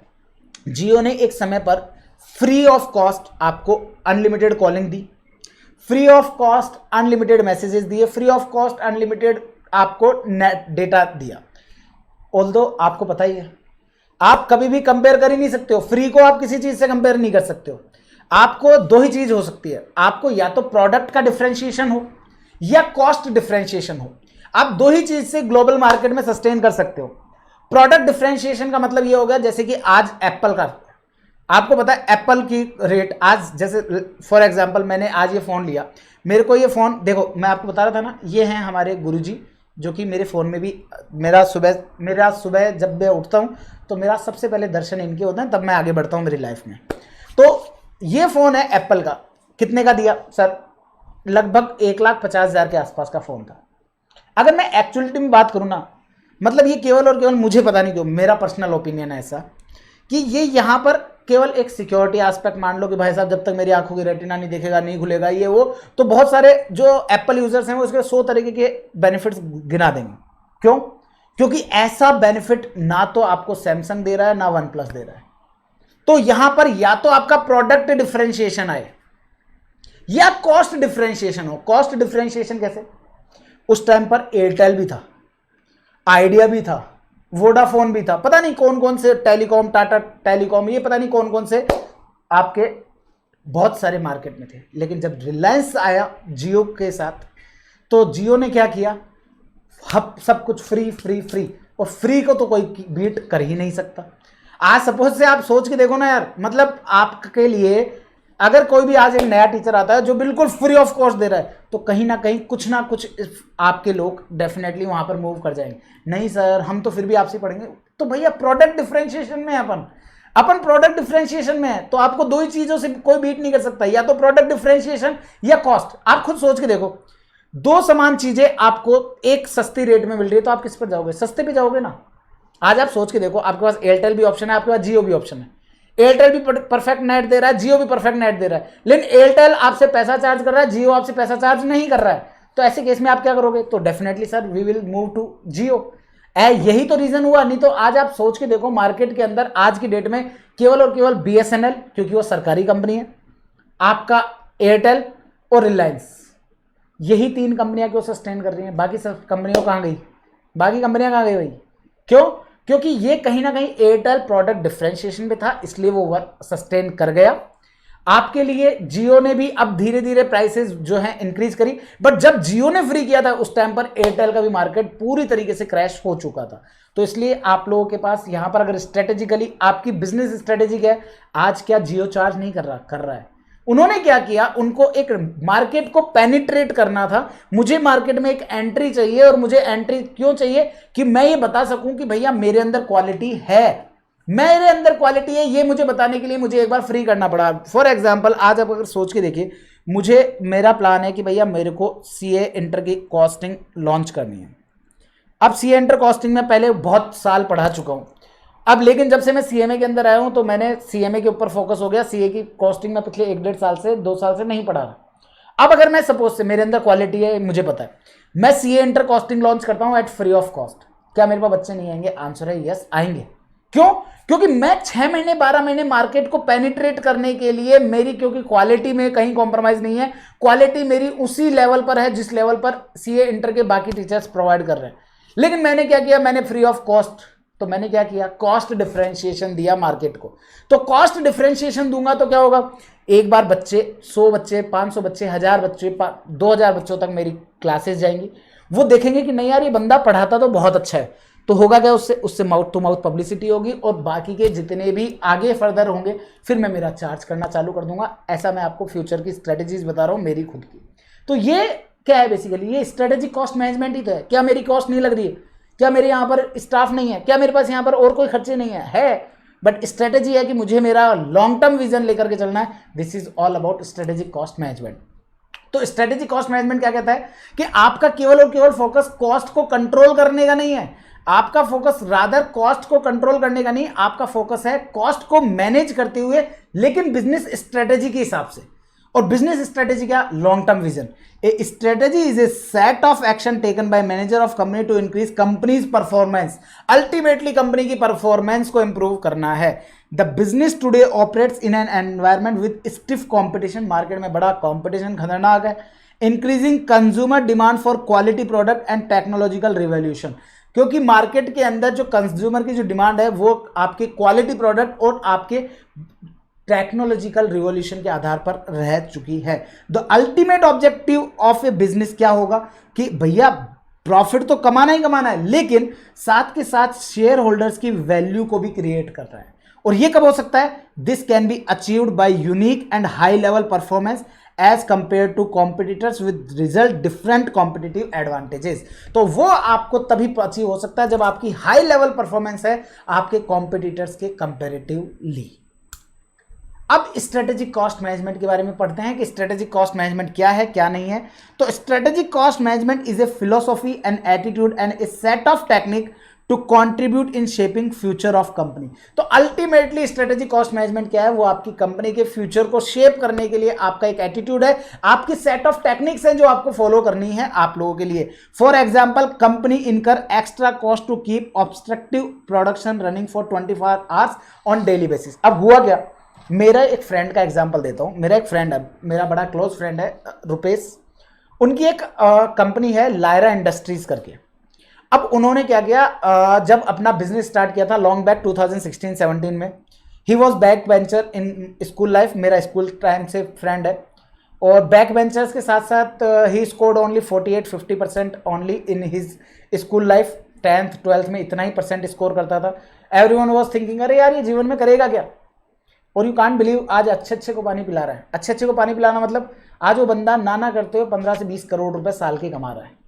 क्यों, क्योंकि उसके पास एक विजन था, और विजन था उसने कहा कि मैं यार एक टॉयज बनाऊंगा। वो प्लास्टिक के टॉयज बनाता है, आप लोग अगर गूगल भी करोगे तो आपको देखने को मिलेगा लायरा टॉयज के नाम से। और इस लायरा टॉयज के नाम से आपको कुछ एग्जांपल्स अपनी क्लास बुक के अंदर भी आपको देखने को मिलेंगे। जब मिलेंगे तब मैं आपको बताऊंगा कि ये देखो लायरा टॉयज, मैंने बताया था मेरी फ्रेंड की ऑर्गेनाइजेशन है।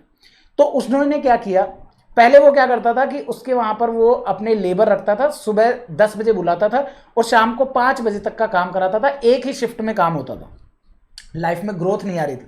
उसने कहा कि यार मेरे पास मार्केट में डिमांड तो मैं जनरेट कर पा रहा हूं, बट मैं प्रोडक्शन की सप्लाई नहीं कर पा रहा। फिर उसने सोचा कि यार मैं ना यहाँ पर 2 शिफ्ट में काम कराऊंगा। मैं सुबह 7 बजे बंदों को बुलाऊंगा, सुबह 7 बजे से 2 बजे तक एक शिफ्ट चलेगी, सुबह 7 बजे से 2 बजे तक या 3 बजे तक, 7 से 3 8 घंटे वो चलेगा, और 3 से 8 घंटे 11 बजे तक एक शिफ्ट चलेगी। ऐसा करके उन्होंने 2 शिफ्ट में काम चालू किया। उसका प्रोडक्शन बढ़ता चला गया और मार्केट में क्योंकि वो डिमांड क्रिएट कर जा रहे थे, उनकी डिमांड बढ़ती गई। फिर हुआ क्या कि उनको लगा कि यार मार्केट में डिमांड तो और भी ज़्यादा है, तो मैं और सप्लाई करूंगा तो मेरे को और डेफिनेटली सेल मिल जाएगी। तो उन्होंने कहा कि यार अब मेरे को ना यहाँ पर 2 शिफ्ट की जगह 3 शिफ्ट में काम करेंगे। तो उन्होंने क्या किया, सुबह 7 बजे से 3 बजे तक, 3 बजे से 11 बजे तक, और 11 बजे से सुबह 7 बजे तक, ऐसे 3 शिफ्ट में 8-8 घंटे की ड्यूटी दी और 24 आवर्स अपना प्रोडक्शन चालू किया। और 24 आवर्स प्रोडक्शन चालू किया तो डेफिनेटली आज उनके पास प्रोडक्शन खूब सारा हो गया, और जितनी सप्लाई है उतनी उन्होंने डिमांड भी जनरेट करी। तो आज डेफिनेटली वो उस मुकाम पर पहुंच पाए जिस मुकाम पर वो पहले थे, जहां वो 50-60 लाख रुपए साल के कमाते थे, आज वो 15 से 20 करोड़ रुपए साल के कमा रहे हैं। और मैं ऐसा इसलिए बता रहा हूं क्योंकि उनका एक्चुअलिटी डेटा जो है वो हमारे ही ऑफिस से, मेरी भाभी जो है she is also chartered accountant, तो वो इन सब चीज़ों को वही टेक केयर करती हैं। And he is client of her also. तो दैट्स वाई हमको ये सब चीज़ें आइडिया है। तो ये हुआ क्या, बेसिकली उन्होंने स्ट्रेटेजी बनाई कि यार मुझे ना 24 घंटे पूरे डेली बेसिस पर 24 आवर्स का प्रोडक्शन करना है। तो ये इसी से तो हुआ। अब इसके लिए लेकिन ऑब्वियस सी बात है कि रात को 11 से सुबह 7 बजे वाली जो शिफ्ट होगी उसमें कोई बंदा नाइट शिफ्ट करेगा तो उसको पेमेंट एक्स्ट्रा करना पड़ेगा। तो कंपनी ने कहा कोई बात नहीं, हम एक्स्ट्रा कॉस्ट दे देंगे। तो कंपनी इनकर एक्स्ट्रा कॉस्ट ताकि टू कीप ऑब्स्ट्रक्टिव प्रोडक्शन। अगर ट्रेडिशनली देखूं तो अरे कॉस्ट क्यों बढ़ा रहे हो, जिस चीज के लिए 10,000 में बंदा मिल सकता है आप रात के लिए उसी बंदे को 15,000 दे रहे हो, क्यों? ट्रेडिशनल। लेकिन स्ट्रेटेजी कॉस्ट मैनेजमेंट कहता है नहीं जी 15,000 दे देंगे, कोई दिक्कत नहीं है, 24 घंटे प्रोडक्शन होने दो। क्लियर है? अब यहां पर जितने भी आप लोगों के what is strategy cost management में आप देखेंगे, जो मैंने सियान कलर यूज किया ना, सियान कलर कौन सा वाला है, ये वाला। ये बेसिकली आप लोगों को इस पर्टिकुलर पूरे के पूरे लाइन का की टर्म्स आपको यहीं से देखने को मिलेगा, मतलब क्रक्स आपको देखने को मिल जाएगा कि क्रक्स क्या कह रहा है। तो देखिएगा ध्यान से। अब ये क्या क्या है स्ट्रेटेजी कॉस्ट मैनेजमेंट। तो strategy cost management is the cost management technique, cost management की टेक्निक है that aim at reducing cost. हाँ, उनका भी उद्देश्य यही है कि कॉस्ट को कम करना है, लेकिन while strengthening the position of the firm. लेकिन वो अपनी बिजनेस की पोजीशन को स्ट्रेंथन करने से कॉम्प्रोमाइज नहीं करेंगे किसी भी सूरत में। It is a process of combining decision making structure with cost information in order to strengthen the business strategy as a whole. वो उनका डिसीजन मेकिंग स्ट्रक्चर को कंबाइन करते हैं। देखिए डिसीजन मेकिंग स्ट्रक्चर को कंबाइन करेंगे जो भी कॉस्ट इंफॉर्मेशन उनके पास है उन सब से, ताकि आपकी बिजनेस स्ट्रेटेजी जो है ना वो अचीव की जा सके as a whole. It measure manage cost to align the same with company's business strategy. जो उनकी जो कॉस्ट को है उसको वो अलाइन करेंगे आपके बिजनेस स्ट्रेटेजी गोल के साथ, कि भैया आपको कॉस्ट को मैनेज तो करना है, लेकिन कॉस्ट को मैनेज करना है किसके साथ अलाइन करते हुए, बिजनेस स्ट्रेटेजीज को अलाइन करते हुए। Strategy cost management is the application of cost management technique so that they improve strategic position, ताकि वो आपकी स्ट्रेटेजिक जो पोजीशन है ना उसको क्रिएट की जा सके। और स्ट्रेटेजिक पोजीशन मतलब a firm's decision on how to serve customer, कि फर्म का डिसीजन कि भैया हमें कस्टमर को किस तरीके से सर्व करना है, and compete against rivals is called strategic position. और किस तरीके से हमें हमारे राइवल्स मतलब हमारे कॉम्पिटिटर्स के साथ कॉम्पीट करना है, ये कहलाता है strategic position of a business along with controlling cost, और साथ के साथ कॉस्ट को कंट्रोल करते हुए। It is not limited to controlling cost, यहां पर केवल और केवल कॉस्ट को कंट्रोल करने से मतलब नहीं है, but using cost information for management decision making. Ultimately पूरी बात करूं ना तो स्ट्रेटेजी कॉस्ट मैनेजमेंट का मेन प्राइमरी ऑब्जेक्टिव केवल एक ही है, कॉस्ट को मैनेज करेंगे। लेकिन कॉस्ट को मैनेज करते समय करने के साथ साथ हमारा जो बिजनेस का डिसीजन है उस डिसीजन मेकिंग को ध्यान में रखना है, हमारे को हमारे ऑर्गेनाइजेशन की स्ट्रेटेजिक पोजीशन को रेट करते हुए चलना है, हमारे जो भी लॉन्ग टर्म विजन्स हैं उनके साथ कॉम्प्रोमाइज नहीं करना है, हमारे को जितने भी हमारे शेयर होल्डर्स हैं उन सब की वेल्थ को क्रिएट करते हुए चलना है, यही चीज है। और ये कैसे हो सकती है, आप या तो प्रोडक्ट डिफरेंशिएशन के थ्रू कर सकते हो, आपके कॉस्ट डिफरेंशिएशन के थ्रू, दोनों के थ्रू कर सकते हो। The basic aim of strategic cost management is to help organization to achieve sustainable, मतलब ऐसा नहीं कि मैंने इस साल तो प्रॉफिट कमा लिया लेकिन वो सस्टेन ही नहीं कर पा रहा है तो कोई मतलब ही नहीं है। तो सस्टेनेबल कॉम्पिटिटिव एडवांटेज आपको होना चाहिए, और वो सस्टेनेबल कॉम्पिटिटिव एडवांटेज सस्टेनेबल कब होगा, जब या तो आपका प्रोडक्ट डिफरेंशिएशन होगा या आपकी कॉस्ट लीडरशिप होगी। कॉस्ट लीडरशिप का मतलब हो गया जो कि जियो ने किया था। जियो ने क्या किया, कॉस्ट लीडरशिप की, भाई साहब सब कुछ क्रैश, सब कुछ zero, that is cost leadership. और प्रोडक्ट डिफरेंशिएशन का मतलब क्या हुआ, प्रोडक्ट डिफरेंशिएशन का मतलब हुआ दोस्तों आपका प्रोडक्ट में वो क्वालिटी है। Best example, sustainable competitive advantage are companies asset और ability that are difficult to duplicate और एक्सीड। अगर आपके पास सस्टेनेबल आप कॉम्पिटिटिव एडवांटेज को गेन कर सकते हो तो डेफिनेटली वो चीज़ अचीव कर पाना हर किसी की बस की बात नहीं होती है। एंड प्रोवाइड ए सुपीरियर और favourable long term position over competitors, long term position create करना जो मैं बार बार बोले जा रहा हूँ, और सुपीरियर क्वालिटी को मैं डिलीवर करते हुए। एग्जाम्पल्स की बात करता हूँ तो ये वाला एग्जाम्पल है आपका वो किड्स वाला, जो किड्स गारमेंट वाला एग्जाम्पल था। The following is hypothetical information of a company producing product A और B. If the company stop producing B the sale of A would fall by 20%। अगर बी को डिसकंटिन्यू किया, क्यों करेंगे, क्योंकि -2 लॉस आ रहा है, लॉस आएगा, आप इसको डिसकंटिन्यू करो, इसको डिसकंटिन्यू करोगे तो आपको 20% से डाउनफॉल आएगा। मैंने ये माना कि कॉस्ट ऑफ सेल भी वेरिएबल कॉस्ट है और ओवरहेड भी वेरिएबल ओवरहेड है, तो इसका मतलब आपका जो ओवरऑल प्रॉफिट है वो 20% से डाउन हो जाएगा। तो मतलब आप यहाँ से बेशक 2 लाख रुपए या हाँ 2 रुपीज इन लैख है तो 2 लाख के लॉस को आप बचा जाओगे, लेकिन 2 लाख के लॉस के साथ आपको 6 लाख का प्रॉफिट भी छोड़ना पड़ेगा, तो अल्टीमेटली आपको 4 लाख का लॉस ही होगा। तो एनालाइज करेंगे under traditional cost management technique. Traditional cost management technique में क्या करता है, company might decide to stop production of B. Company कह सकती है कि भाई साहब बी का प्रोडक्शन बंद कर दो, क्यों, because it has a heavy overhead cost also result in a loss of 2 lakh, hence they will close down the production of B. तो ट्रेडिशनली तो हम क्या कर सकते हैं कि भाई साहब प्रोडक्ट बी को डिसकंटिन्यू कर दो, लेकिन हाउएवर विद एडिशनल इन्फॉर्मेशन, मैंने भी बताया था ना कि आपकी जो कॉस्ट की इन्फॉर्मेशन है उसको डिसीजन मेकिंग के साथ अलाइन करता है स्ट्रेटेजिक कॉस्ट मैनेजमेंट। देखिएगा ध्यान से, क्या मैंने यही लिखा था, it is not limited to controlling cost but using cost information for management decision making. क्या मैं कॉस्ट इन्फॉर्मेशन क्या थी कि अगर आप बी को डिसकंटिन्यू करते हो तो ए भी डिसकंटिन्यू होगा 20% से, तो with additional information that sale of product A would fall by 20%। तो अगर वो सेल फॉल होती है तो if production of B is stop then decision might change, तो डिसीजन चेंज हो सकता है। तो क्या होगा, the company would lose 6 lakh profit because of reduced sale of A. The net loss of company if it decide to stop production, तो वो रहेगा 4 लाख, क्योंकि 2 लाख की सेविंग आप कर लोगे लॉस की, लेकिन 6 लाख का प्रॉफिट का लॉस हो जाएगा। तो hence the decision to stop production of B is not prudent. तो ये आपके लिए बिल्कुल भी एक सही डिसीजन नहीं होने वाला है। क्लियर है? आओ जी आशुतोष सर की होंडा सिटी का एग्जाम्पल भी लेते हैं। On a regular basis A manufacturing company following traditional approach does not carry out preventive maintenance. Preventive maintenance carry out नहीं करते हैं आशुतोष लाटा सर, खूब बार बोल दिया, लेकिन उसके बाद भी नहीं करते हैं, और फिर इनको अपनी बेबी को घुमाने भी लेके जाना है। Of its machinery to save cost, repair of machinery is carried out as and when machinery break down. ये बोलते हैं साहब कोई प्रिवेंटिव मेंटेनेंस नहीं करेंगे हम लोग, तो जिस भी दिन मशीनरी खराब होगी तो रिपेयर कर लेंगे जिस भी दिन होगी।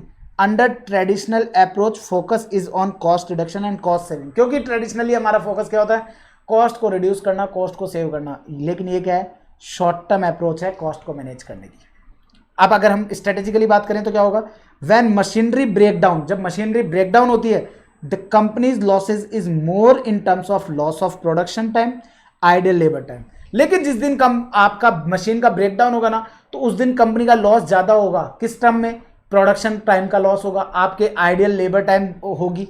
तो lack of regular preventive maintenance या planned shutdown time also reduce life of machinery. और अगर आपने प्रिवेंटिव मेंटेनेंस नहीं किया तो आपकी मशीनरी की लाइफ भी खराब होगी and has a long term impact, और उसके लॉन्ग टर्म इंपैक्ट आएंगे।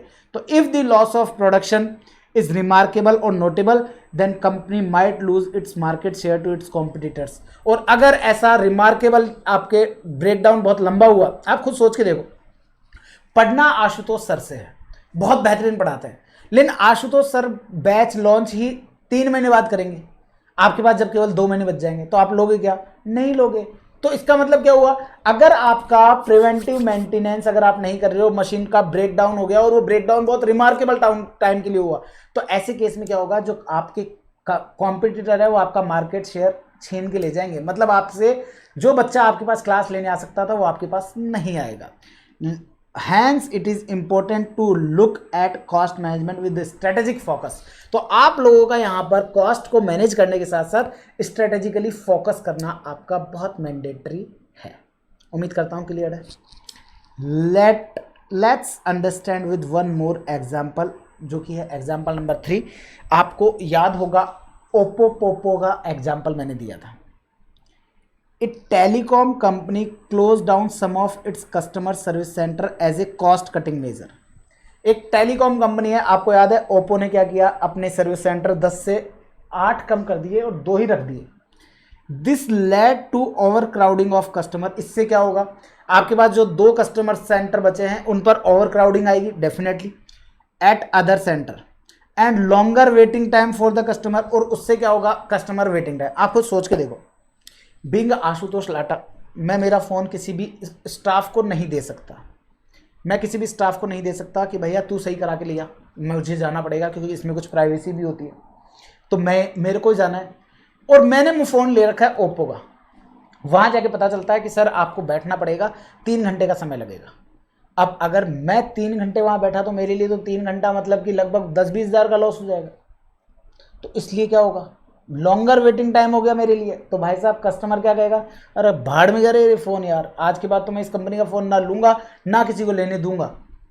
The volume of work at other centre increase हो जाएगा, ऑब्वियस बात है, जो काम पहले 10 सेंटर में बाइफिकेटेड था वो केवल 2 ही सेंटर में रह जाएगा। And it also impact the performance of employee, और इससे एम्प्लॉय की परफॉर्मेंस, क्योंकि एम्प्लॉय के पास ओवरबर्डन काम होगा तो उनकी परफॉर्मेंस भी गिरेगी। Due to this decision both customer and employee, two of the key stock holder were not happy. और इससे होगा क्या, ना तो आपका एम्प्लॉय हैप्पी होगा, क्यों, क्योंकि जहां आपका एम्प्लॉय केवल 7 घंटे में से 4 घंटे 5 घंटे काम कर रहा था, वहां अब उसको 7 घंटे में 8 घंटे काम करना पड़ रहा है, क्योंकि उसके पास काम बहुत ज़्यादा है। This type of business decision can impact the goodwill and brand image of company, और इससे क्या होगा, कंपनी की गुडविल और ब्रांड इमेज हैम्पर होगी। And impact the sales and profitability in longer run, और लॉन्गर रन में जाकर के आपकी सेल्स और प्रॉफिटेबिलिटी भी हैम्पर होगी। ये सारी की सारी, आई नो थोड़ा सा बोरिंग लगेगा आप लोगों को, मैंने बोल तो फिर भी कुछ एग्जांपल्स के सारे इसको थोड़ा सा आप लोगों के लिए अंडरस्टैंडेबल बनाने की कोशिश की है। उम्मीद करता हूं कि मैं उस चीज़ में बिल्कुल कंफर्टेबल हो पाया हूँगा।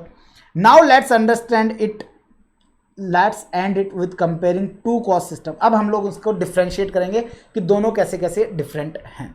पहला, ट्रेडिशनल कॉस्ट मैनेजमेंट और ये strategic cost management, short term concept और इसका लॉन्ग टर्म कॉन्सेप्ट।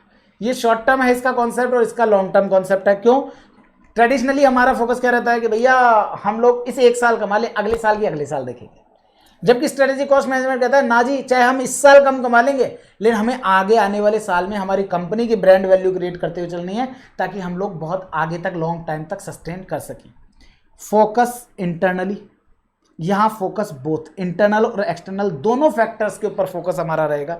यहाँ पर हमारा बेसिस रहेगा वॉल्यूम ऑफ द प्रोडक्ट की कितनी क्वांटिटी क्या जा रहा है, उसके बेसिस पर ओवरहेड का एलोकेशन।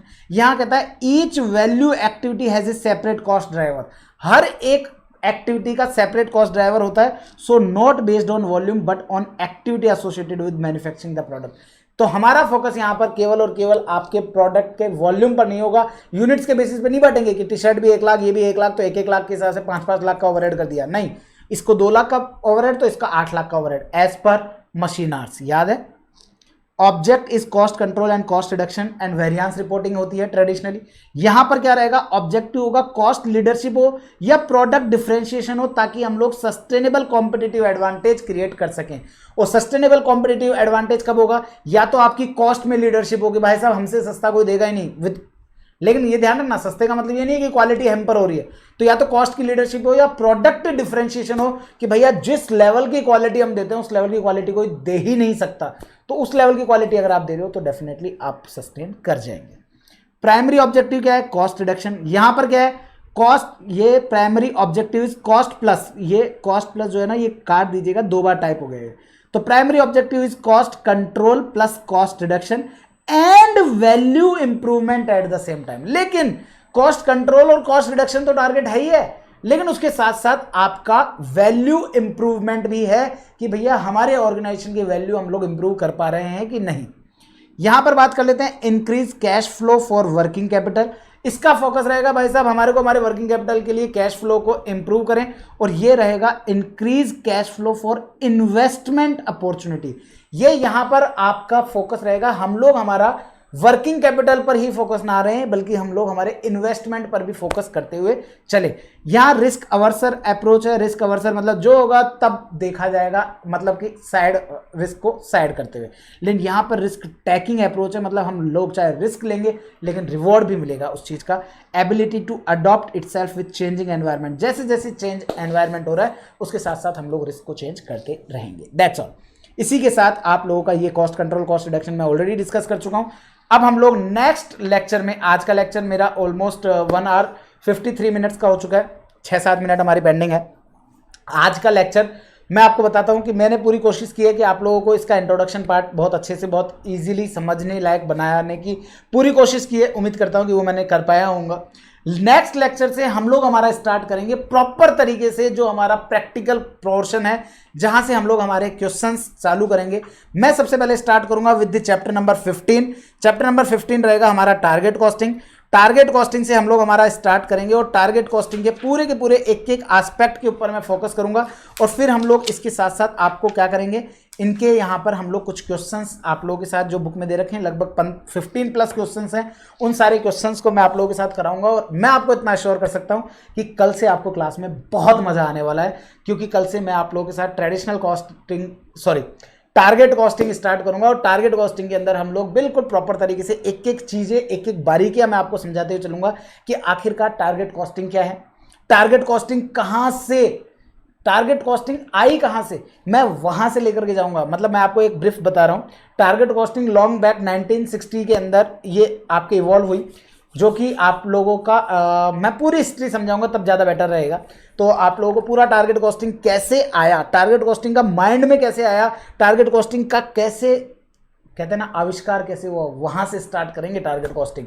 और फिर मैं टारगेट कॉस्टिंग को किस तरीके से अपने एग्जाम में आने वाला है उनसे कनेक्ट करते हुए मैं आपके लिए आगे बढ़ूंगा। तो उम्मीद करता हूं आप लोगों को वो चीज़ बिल्कुल अच्छे से समझ में आएगी और बहुत अच्छे से हम लोग आगे चीज़ें करने वाले हैं। प्रैक्टिकल क्वेश्चंस जो हैं हम लोग के स्टार्ट हो जाएंगे नेक्स्ट लेक्चर से और आप लोगों को समझ में आएगा कि आशुतोष सर हैं तो कॉस्टिंग सच में आसान है, और क्यों आसान है वो मैं आप लोगों को करके बताऊंगा। तो दैट्स ऑल, आज के लिए बस इतना ही रखते हैं, फिर मिलेंगे नेक्स्ट लेक्चर में। जैसे आज 5 मिनट पहले लेक्चर गया, किसी दिन ऐसा होगा कि 5 मिनट सरप्लस भी हो जाएगा लेक्चर, तो ऐसा चलता रहेगा, बट मोर और लेस आपका ड्यूरेशन वही 2 आवर्स ईच का ही कंटिन्यू रहेगा। तो that's all guys, bye bye, take care, ध्यान रखिएगा आपका और आपके अपनों का। This side CA Ashutosh Lata signing off from this lecture number 2। और इंट्रोडक्शन का जो क्वेश्चन है अगेन बता रहा हूं वो करेंगे हम लोग बीपी एनालिसिस के क्वेश्चन चैप्टर को करने के बाद, ताकि आप लोगों को वहां से अच्छे से उसको चीजें समझ में आए कि क्या है क्या नहीं है। मैं अभी उस क्वेश्चन को नहीं करा रहा हूं, इस चीज का ध्यान रखिएगा। तो that's all guys, bye bye, take care, ध्यान रखिएगा आपका और आपके अपनों का। This side CA Ashutosh Lata signing off, bye bye.